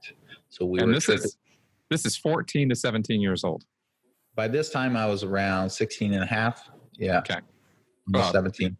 Yeah. Clearly a grown adult capable of, all your own life decisions. Yeah. Totally appropriate. Right. So at that time I was living in a barn with one other guy, and me and him were doing this acid. Obviously it wasn't condoned, so we had to be secretive, which led to weird trips, I'm sure you can imagine. So the idea then was the the procedure then was we would, wake up and we would take some acid immediately. So probably we would do maybe 3, 4 hits. And then during the day when we would, the peak, I don't know if you've done LSD, but basically you do this very long, very intense peak. And then the rest of the trip is just kind of this slow climb downwards. And so what we would do is after the peak, when it you start coming down, then we would do what we would bump it. I don't know if there's really like a word for it, but we would take like one more to keep that peak going. So we try to always be peaking. So anyway, I did that for a long time. And then I went home and I ran away, and me and that same guy, now outside of the ranch, we had to make money. We were living out of his car. And he happened to know a person that was selling vials of acid. So it's about 105, 110 hits. We're getting them for $90.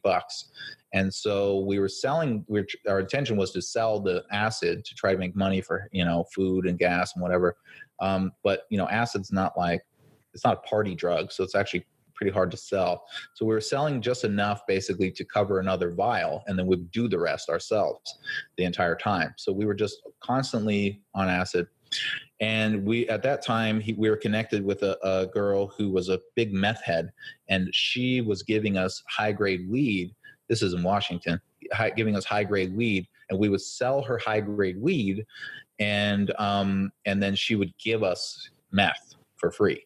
So I was starting to mix meth and acid quite a bit. Weed was never really my thing, but it's always was always mixed into everything. And so basically what happened is LSD, like with methamphetamines, so much to explain. Basically with meth, if you stay up for a long time, you get these things called shadow creepers. That's what we call them, which is basically like these phantom hallucinations that are dark, that are coming at your peripheral.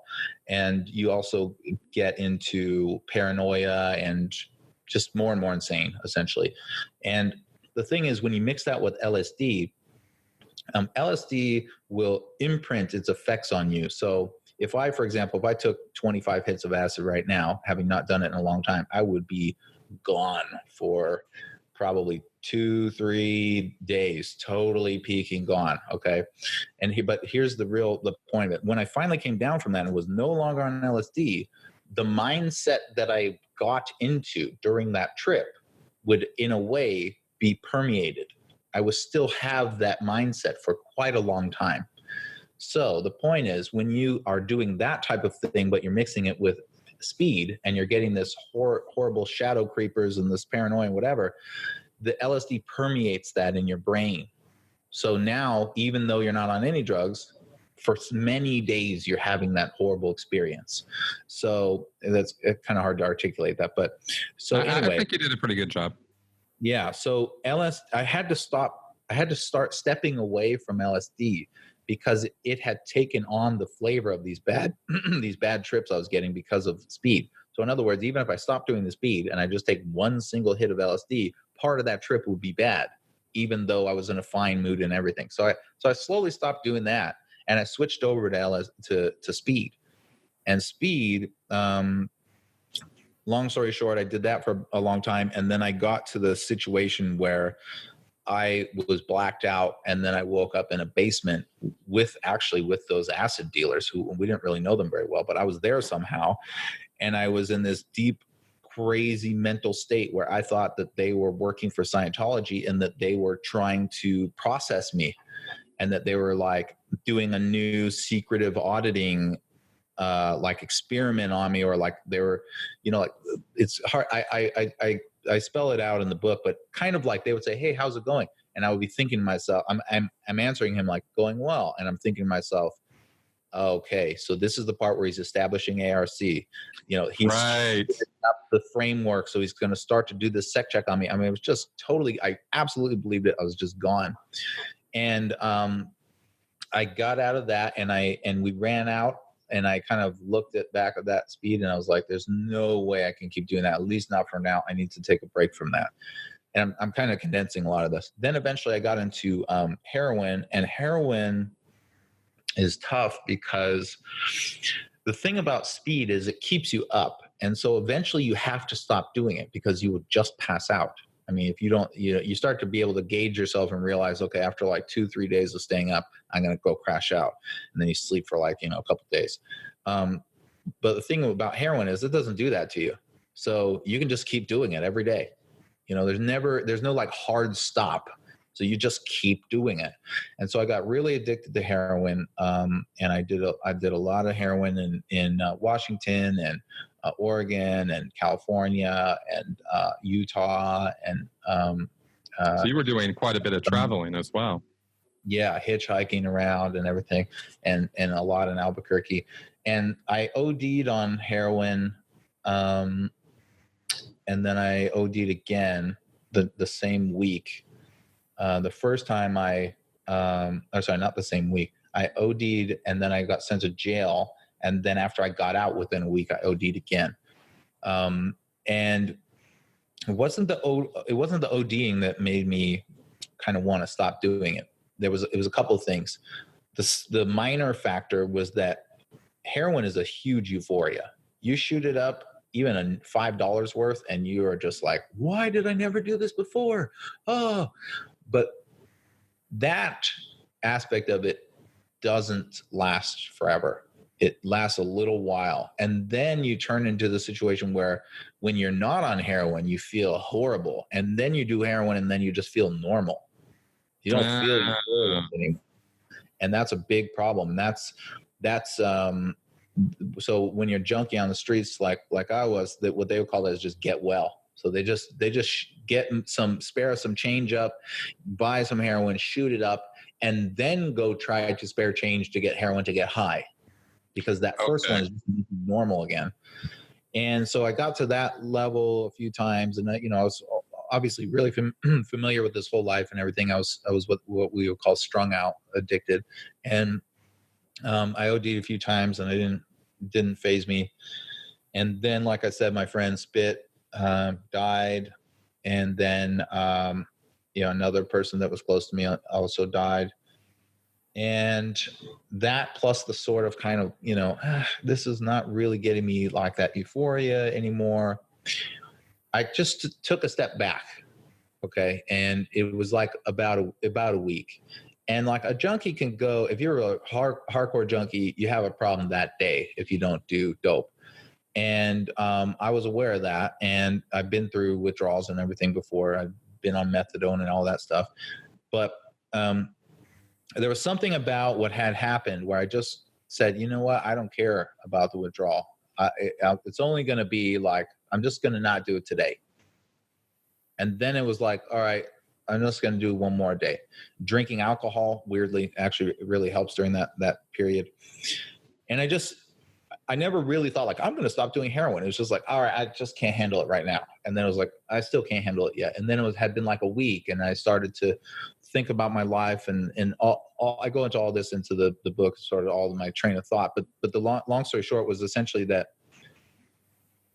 I didn't intentionally stop doing it. I just took a short break, which became a little bit longer break, and then a little bit longer, and everything. And as far as the practicality of how I actually was able to do it, which is probably a little bit even more interesting, is I just solved it like a problem. Why is it that I can do heroin so readily? Because I know that guy and this chick and this other person, and I know I can go there to buy some. And so I just left the city. I just left. I'm going to go somewhere new. I'm going to Flagstaff, where I don't know anybody. Go to Flagstaff.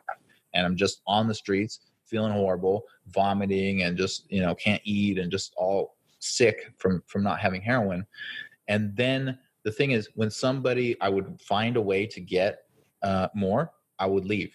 I'll go to another city, but not a city I knew. And I just basically would hop around like that, force myself off of it. So this is a case where running away from your problem actually worked. Yeah.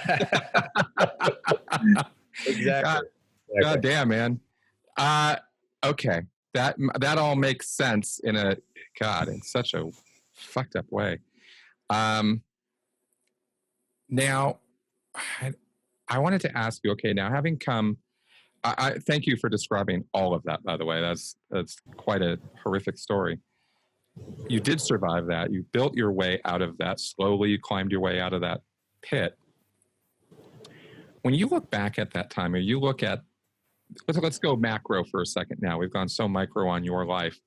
And this has been a pretty free-ranging conversation. So I want to ask, when you look at the quote-unquote drug problem in the United States, I mean, you were the drug problem for 7 years. I mean, you were right in it, every level.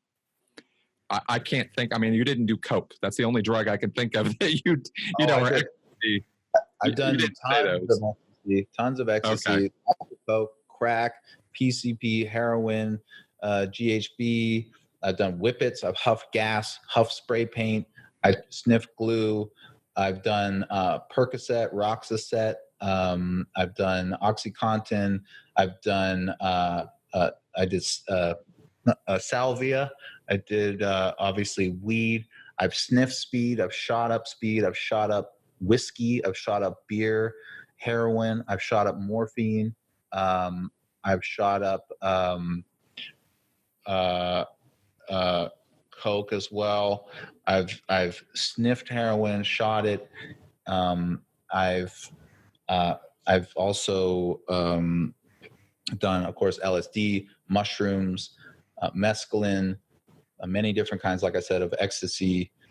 In fact, the only like street drug that I can think of that I haven't done is this newer like fentanyl. I haven't done that. And I haven't taken actual peyote buttons, although I've done mescaline. Okay. And I haven't done the like old, I think, like Quaaludes, like the old sort of 60s. Oh, the old lewd stuff, yeah. Just never found any. But I've done Paxil, Zoloft, Xanax, Lexapro, Celexa, recreationally. Now, they don't get you high, but I would just do them anyway. So, for example, one time I took 22, I think it was citalopram. I took 22 of those and drank a bunch of wine just to try. Oh, maybe this will do something. You know, this was just the mentality I was in. Damn, man. Did you say that? You know, one of the unfortunate experiences of Scientology for me, being over the technical divisions and being over people's auditing, was getting their drug list. So when you go into Scientology and you start getting auditing, they interview you and you're asked very, very invasive questions about every aspect of your life. And one of the questions is, what drugs have you taken? And that question is asked over and over and over again. And so they get a very complete list because there's auditing actions that are done in Scientology to address all the different kinds of drugs. Your drug rundown would be a fucking nightmare. But the only thing you said in that entire list that I had never heard of before was shooting whiskey. Did you like shooting it up like directly into your body? Yeah. Damn, I didn't even know you could do that. You can. Not recommended though, people. I'm not advocating for injecting alcohol, but I have done it myself. And at that time, to show you the mindset I was in. I shot up beer before the whiskey, and it was fresh beer with bubbles in it. And at the time, I thought that if you inject something with an air bubble, you die. I didn't even care.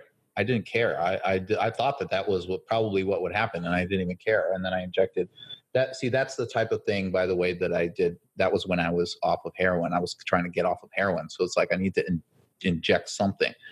Damn. Anyway, sorry. So you were asking about the United States. Yeah, I was going to get to this bigger macro question. So we have drug laws. We have this war on drugs. I don't particularly agree with it. I am hesitant to say, well, let's legalize everything. I'm very much on board with legalizing weed. It has medicinal purpose functions. I've seen that with my own eyes. I'm okay with that. You start talking about, legalizing heroin or LSD, and I go, God, I don't know about that. I wanted to get your opinion on that and on how it's treated from a criminal aspect. We have decided in the United States it's a criminal activity. There's a view in other places that it's a medical problem, not a criminal problem. So, since this came up, I thought I'd ask, what's your take on both of those things? Right. So as far as generally legalizing things, I agree with you about weed. I think that, let me put it this way. If anything should be legal, it should be weed, as opposed to things like alcohol. I mean, there's a huge case to say alcohol shouldn't be legal, whereas weed should be. Now, I think alcohol is too ingrained in our culture to remove it, frankly. But if you're looking at things objectively, and you're looking at numbers, and you're looking at statistics, and you're looking at damages, I mean, alcohol is much worse. Now, I don't smoke weed personally. I mean, very, very rarely, maybe once a year, once every couple of years, just because someone convinced me to take a hit or whatever. And every time I'm like, yeah. But and I also don't sort of get along with the idea of like, let's just become a total stoner and just like, vibe out on everything, bro. And like, I'm never going to do anything. But in moderation, sure. Or if you're a high functioning, stoner, go for it. Now, as far as harder stuff, there's something I have to add there. You said that weed has some medicinal properties and stuff. Well, all of them do. Oh, sure. I mean, Sure. if you're tired all the time, guess what's going to help you out? Methamphetamines. There you go. It's really a question. In fact, most of them were developed as medicines. So the real question is, for me, is damage versus benefit. And when you think about laws, it has to be not from an individual point of view, right? So for example, if heroin were legal, that wouldn't change my life at all because I wouldn't do it anyway. But societally, what would that change? And that's a different question. So things like methamphetamines should not be legal, I think, because number one, we have alternatives, right? We have caffeine, we have pseudoephedrine types of pills and these stay awake things that are, a little iffy. And you also have these Ritalin types of, lower dose, weaker amphetamines that people use.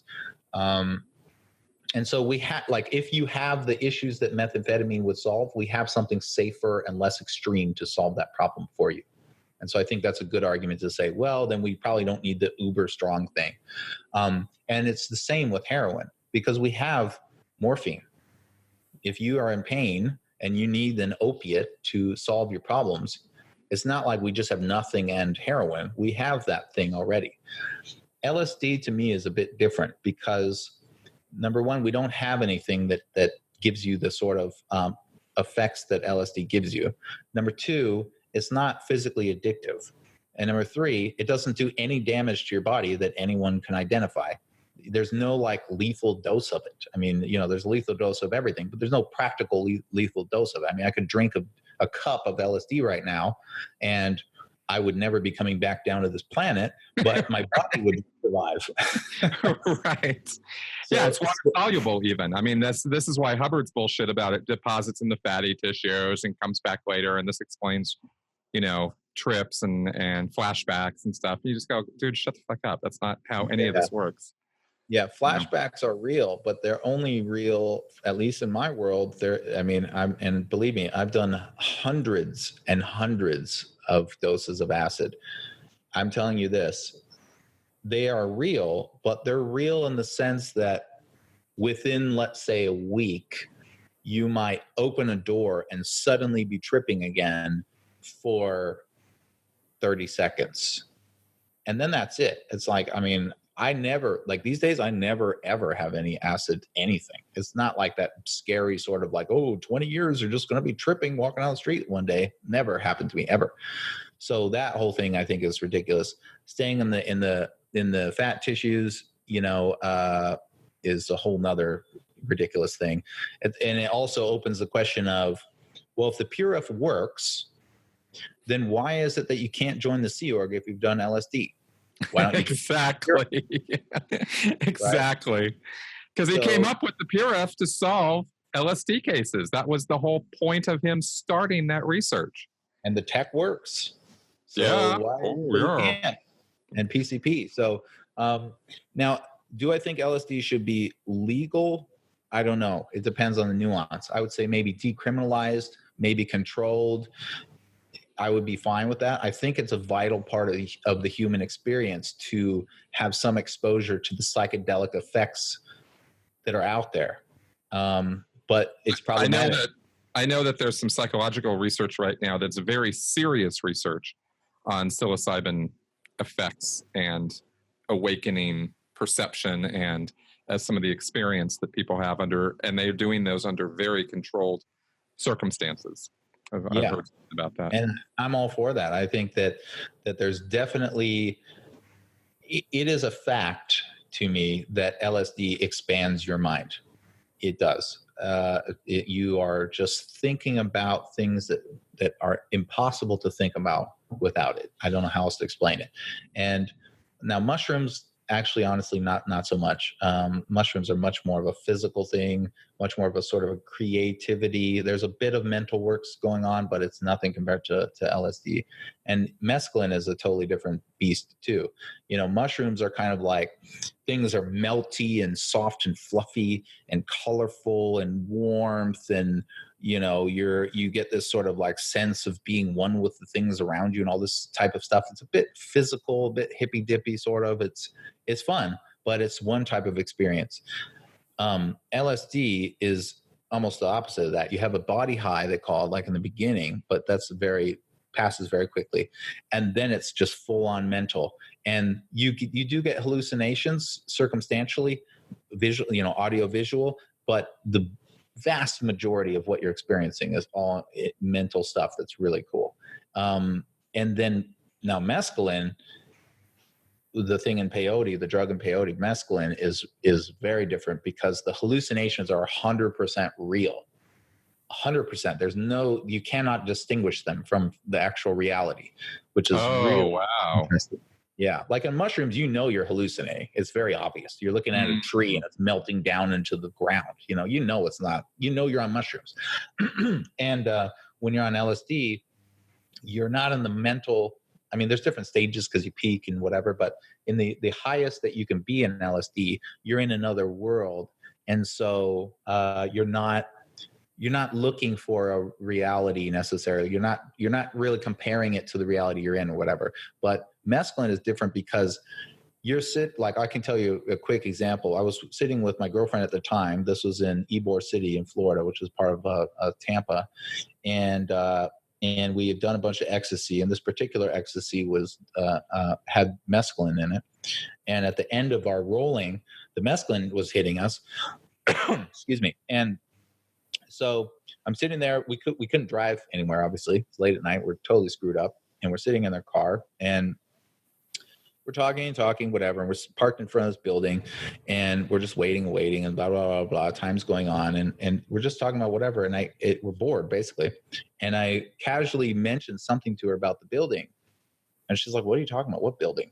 I'm like, "The building right there. I'm looking at it. It's 100% absolutely part of the world. It's right there in front of me. From every angle, it's not like a matrixy glitch with a double cap. There's a building there, and I'm confused as to why she's being weird. Like I'm actually thinking she's hallucinating that the building's not there." And after about half an hour of this discussion, I'm looking at it, and then it's just gone. And I'm realizing, oh my God, like there is no building there. That's how mescaline is.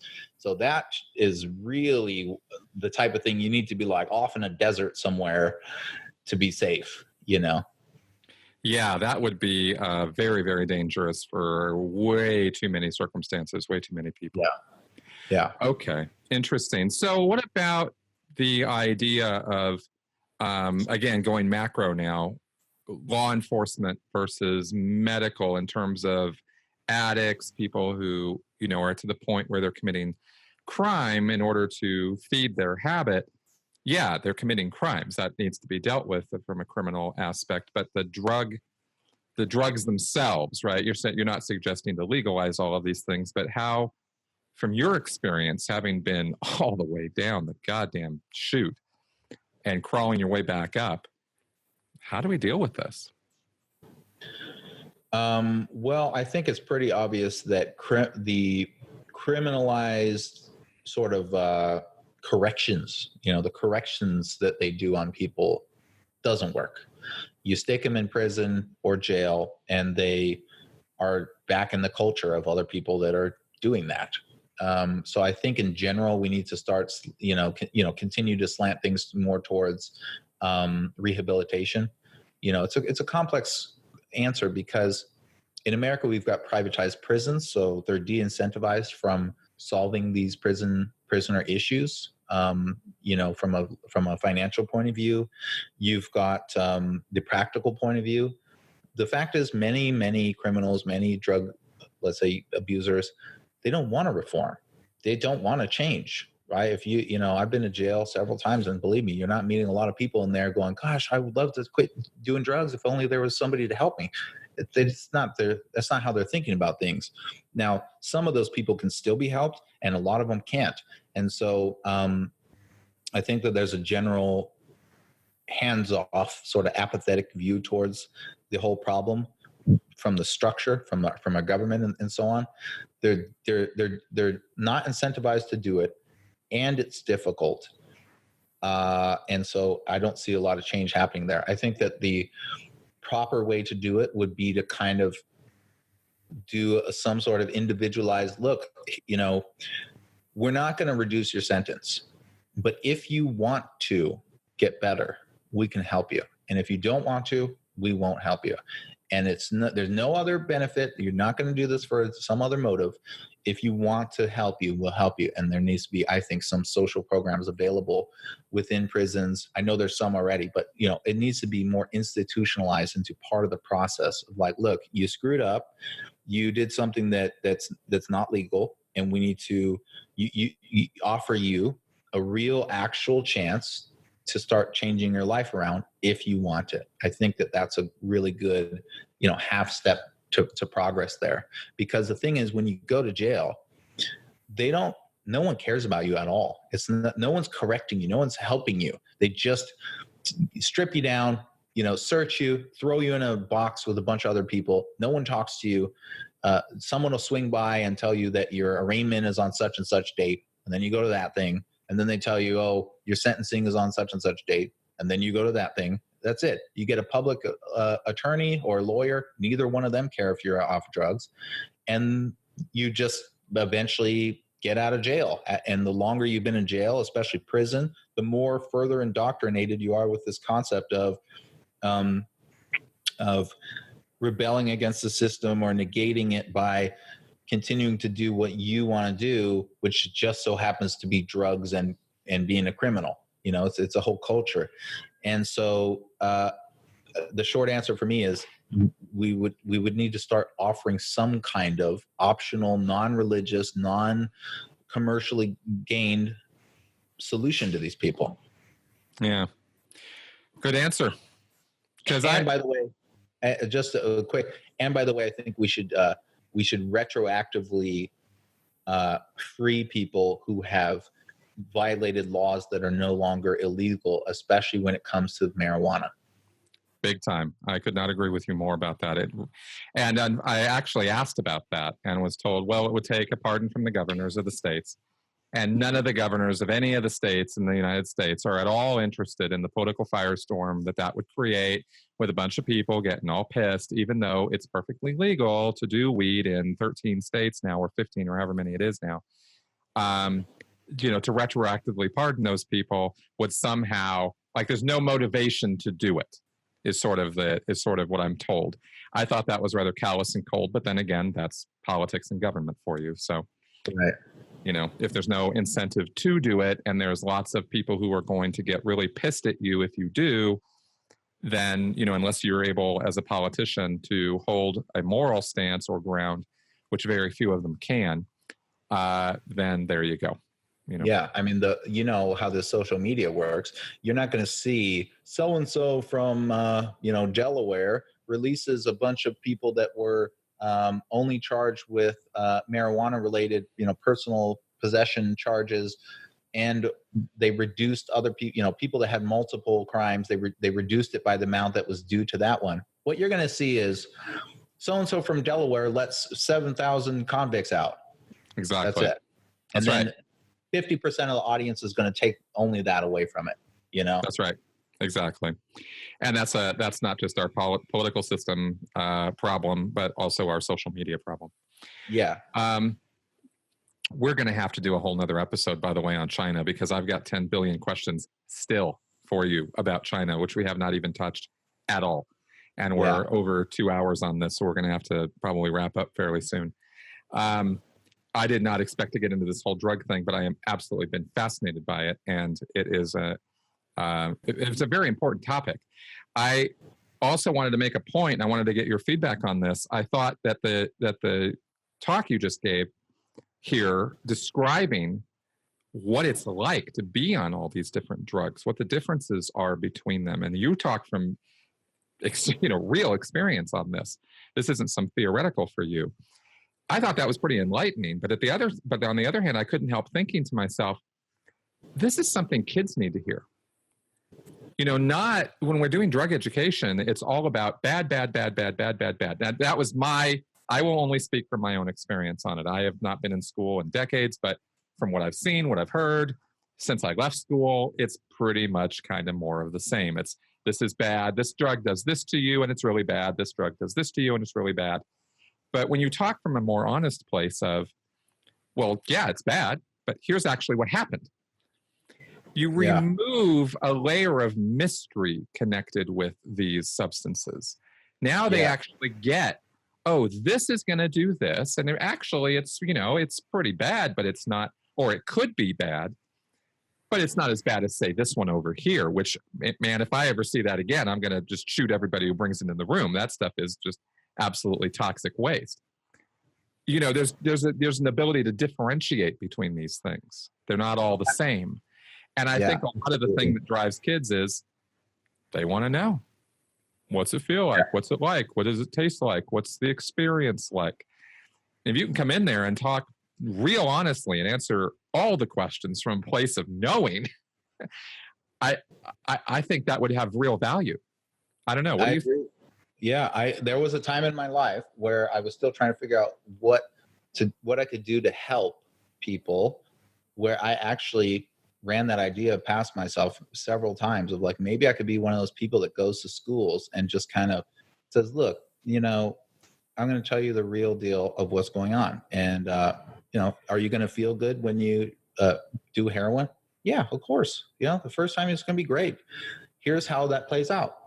You're gonna feel this way. You're gonna think, well, that was way different than I thought, and you're gonna slowly start to do this, and here's what you'll start to notice, and here's and slowly, and I'll just sort of explain the evolution so they start to realize, like, wow, that is a really dangerous trap that I better be careful around, because that is very easy to fall into that trap. That's part of the discussion that's missing, and I think, and you're absolutely right, I think that because of the way we educate people, kids about drugs, both because of the mystery, but also because we overstate the drugs compared to their initial effects. So if you hear that, hey, smoking crack, that's for crackheads. And let's just say you smoke a little bit of crack, you're going to have the first feeling you're going to have mentally, other than the highness, obviously, is you're going to be like, well, that wasn't that crazy.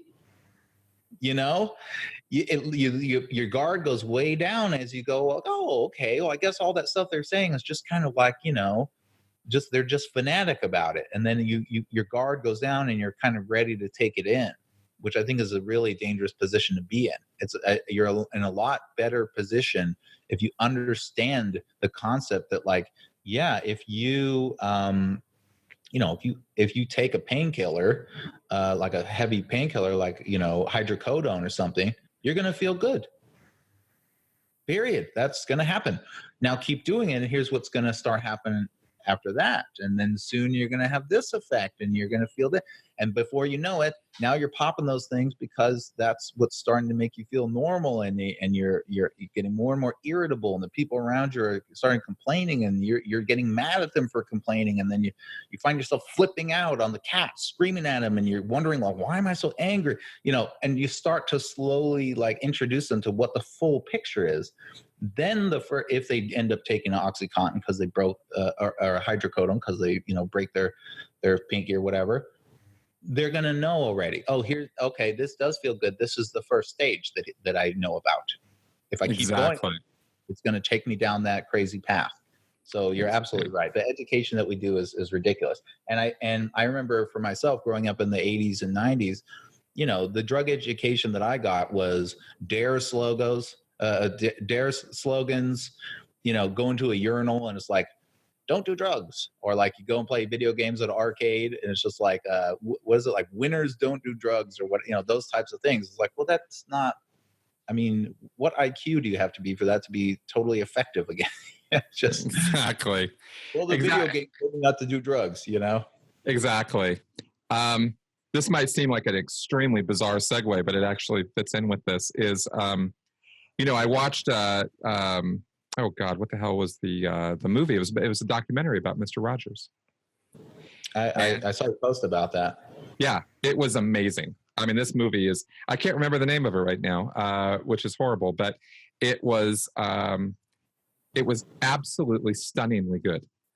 And it was hard to imagine that somebody that good could actually have lived. Like it almost gives you the idea that, this is going to really piss some people off, but I will just say it almost gives you the idea of how you could imagine Jesus could have lived. Because I don't really think that there was a guy named Jesus. I've done a little bit of research and I go, I don't know. But if he did, it would be like Mr. Rogers. Like there's somebody that good. They're just inherently, you just can't believe how good this man was.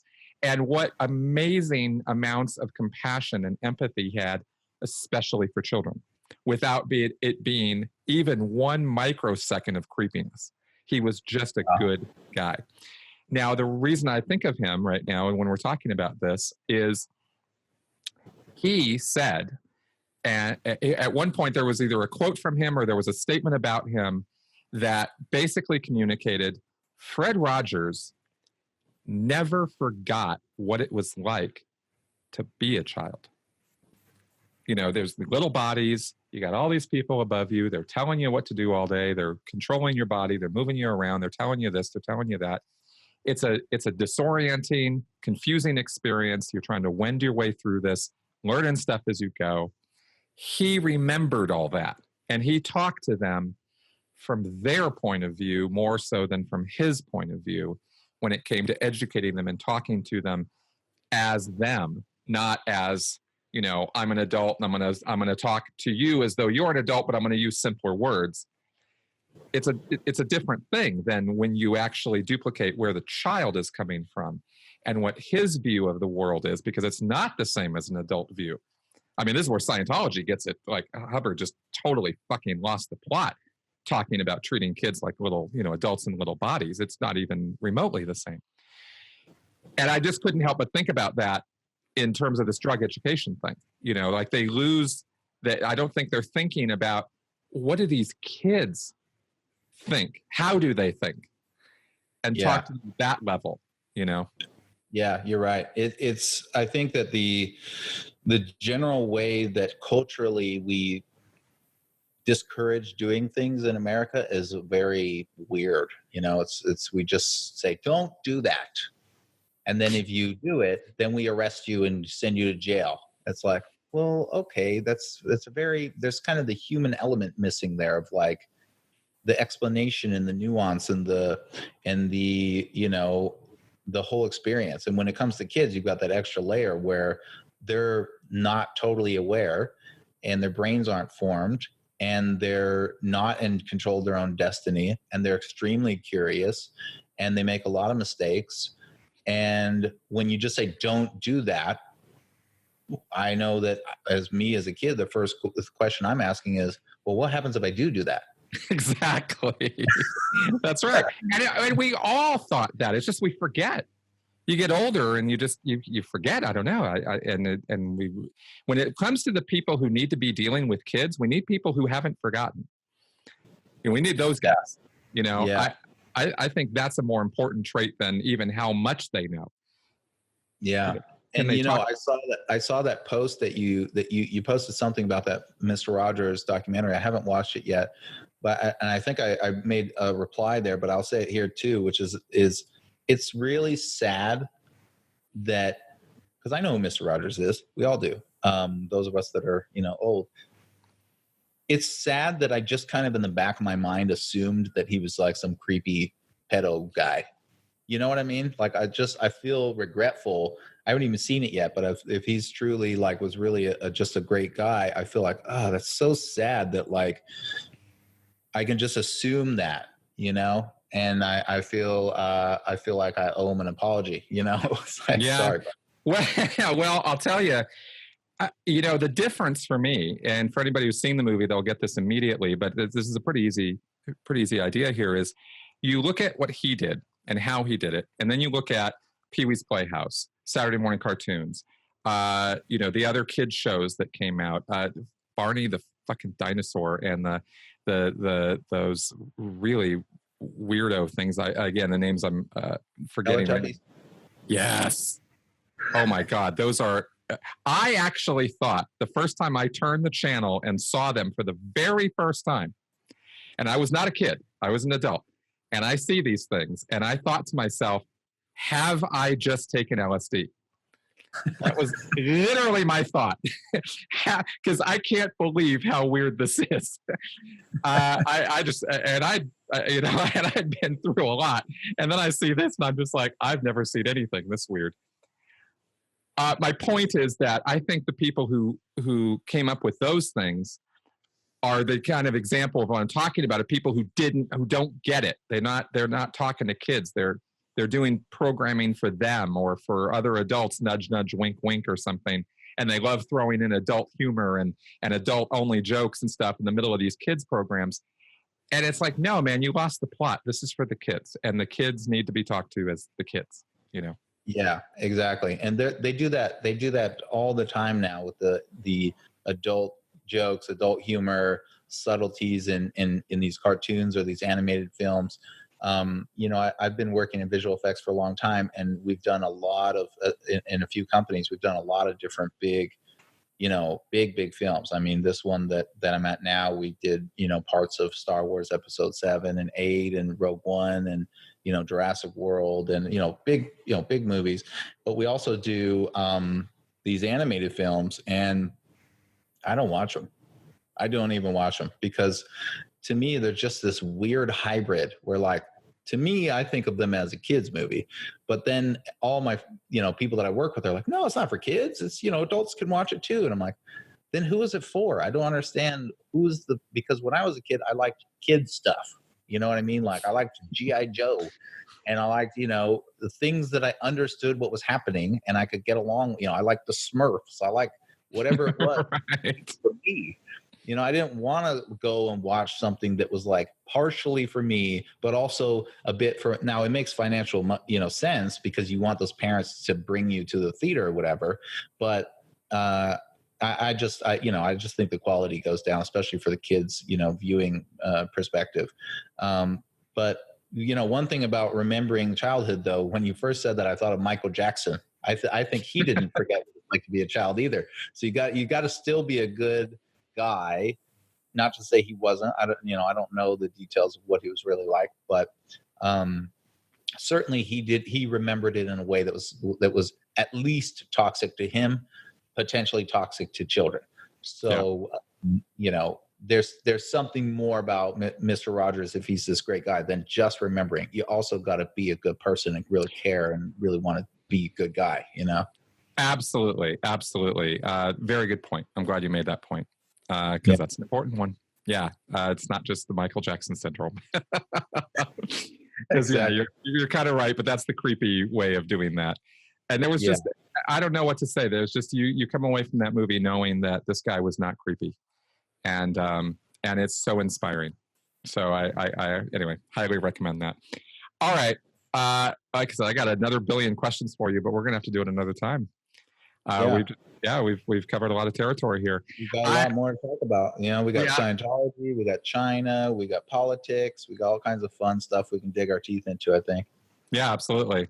I just want to wrap this up by saying that I think I hope folks who've been watching here can see that, you know, recovering from Scientology is also recovering some normalcy and recovering some reality and life in the real world, the big wide world, and the ups and downs of that, and dealing with it, and using whatever, you know, screwed up tools we learned in Scientology to deal with those things, and kind of move on anyway, and shed the bullshit and keep the good stuff, and try to make a go of it. And I think I'm enjoying talking to you because that we're on the other side of this more. You know, we're not dwelling so much on the abuses of Scientology and the experience of it, but you know what we've done since. Yeah, and you know, exactly. and I think there's a lot of lessons for people there too. So why not talk about those things? You know. Yeah, there's a lot going on with Scientology, the organization. There's you know, I view that as a separate discussion than Scientology, the sort of philosophy or whatever. There's so much to talk about there, but yeah, I'm at the place in my life where there's not a huge amount of point to sort of attack the philosophy because it's so obviously over the top ridiculous that it's just kind of an easy target. Scientologists themselves, I don't really feel like going after necessarily. I mean, they do dumb things, and if they kind of like disconnect from me after 20 years because I went on a TV program and talked about my experience, then they're not my friend, and I may talk some smack about the fact that they did that or whatever. But Scientology, the organization, the corporation, I think is still is abusive, and it's just doing so many things that are bad for it, bad for the world, bad for its parishioners. Just really an insane organization that I definitely think there's a lot of stuff we could talk about. But for myself personally, like you said, I don't walk around all day thinking about Scientology and how, oh, gee, you know, that sucked. I'm thinking about today. I'm thinking about how can I get this done? How can, you know, what's my next step? How do I build this website, or how do I, you know, finish this chapter of the book? Or, you know, I'm focusing on the now and the, near-term future. And I think you're doing that too. And when I was first out of Scientology, I don't know about with you, but with me, I was very, very allergic to the idea of associating with people who weren't Scientologists anymore, like ex-Scientologists, let's say. Because for me, it's not like I was disillusioned from Scientology and then left it. I just was disconnected from and lived on the streets. I still believed everything. I didn't by default. It's not, you know, I didn't have like I'm done with this, I'm out of here. It was just like it slowly degraded over time into nothingness. And so I really didn't communicate with any non-Scientologists, ex-Scientologists. They still had that dark cloud, that stigma about, you know, their SPs. Like you, Chris Shelton, you want to suppress the planet. You want people to not do well because you have so many crimes that you think that as we all become more aware, we're gonna find out what a horrible, you know, criminal you are. I mean, this is just the way that I was thinking about things. And even if I didn't think it was right, it's like, why bother risking it? You know, why bother getting connected with these people that I might get sick from? I might die. I might get hit by a car because I talked to Chris Shelton. Literally, this is how the thought process is. So I just avoided it. But, you know, after starting to get into communication with, you know, Aaron Smith-Levin, yourself, and other people in the community, and, you know, I still have my legs and I'm still fine. And it's been, you know, a year now. I don't feel okay. I just have more of a comfort level where I'm like, well, either I'm an SP2, so might as well hang out with the rest of them, or hey, maybe all the SP stuff is just bullshit, you know? Yeah, maybe so. Maybe. Yeah. So now I'm a lot more comfortable talking about it, and I feel like I'm kind of, you know, opening up quite a lot about these experiences that I've had. And also, to be honest with you, at the time that I was having all these thoughts, I kind of assumed that this was a similar path to almost any other Scientology kid that didn't become a Scientologist. And so that's been interesting on my end to hear other people's stories about what their experience was like. Like, the most fascinating part of this discussion for me was learning just that little snippet into what your life with your parents was like at your home and how they talked to you about the Scientology lore, because that's so real in my mind how things were for me. And I can kind of contrast that and go, wow, it's like it's a different type of experience that I never imagined, you know? So I treat it now like something we can talk about and learn from. I'm not always on attack mode, but don't get me wrong. I am willing to go there because there's a lot of screwed up things that they're doing. Yep. Big time. Big time. Cool, man. All right. Well, we're going to wrap up now. Otherwise we're going to go for another hour. I could do all day. Day. I know, me too. But my viewers probably are like, okay, enough. Okay, but we are going to do more because clearly we have a lot of stuff to talk about. Awesome. So thank you very much for being on here, and let me just wrap up here, folks. Thanks very much for coming around and being part of this episode. Leave any questions, comments, or feedback, good, bad, or sideways, in the comment section below here on YouTube or at sensiblyspeaking.com. I would very much like to hear what you guys have to say about what we talked about and what else you might like us to talk about based on what we did in this discussion. All right, see you guys next week. Bye-bye.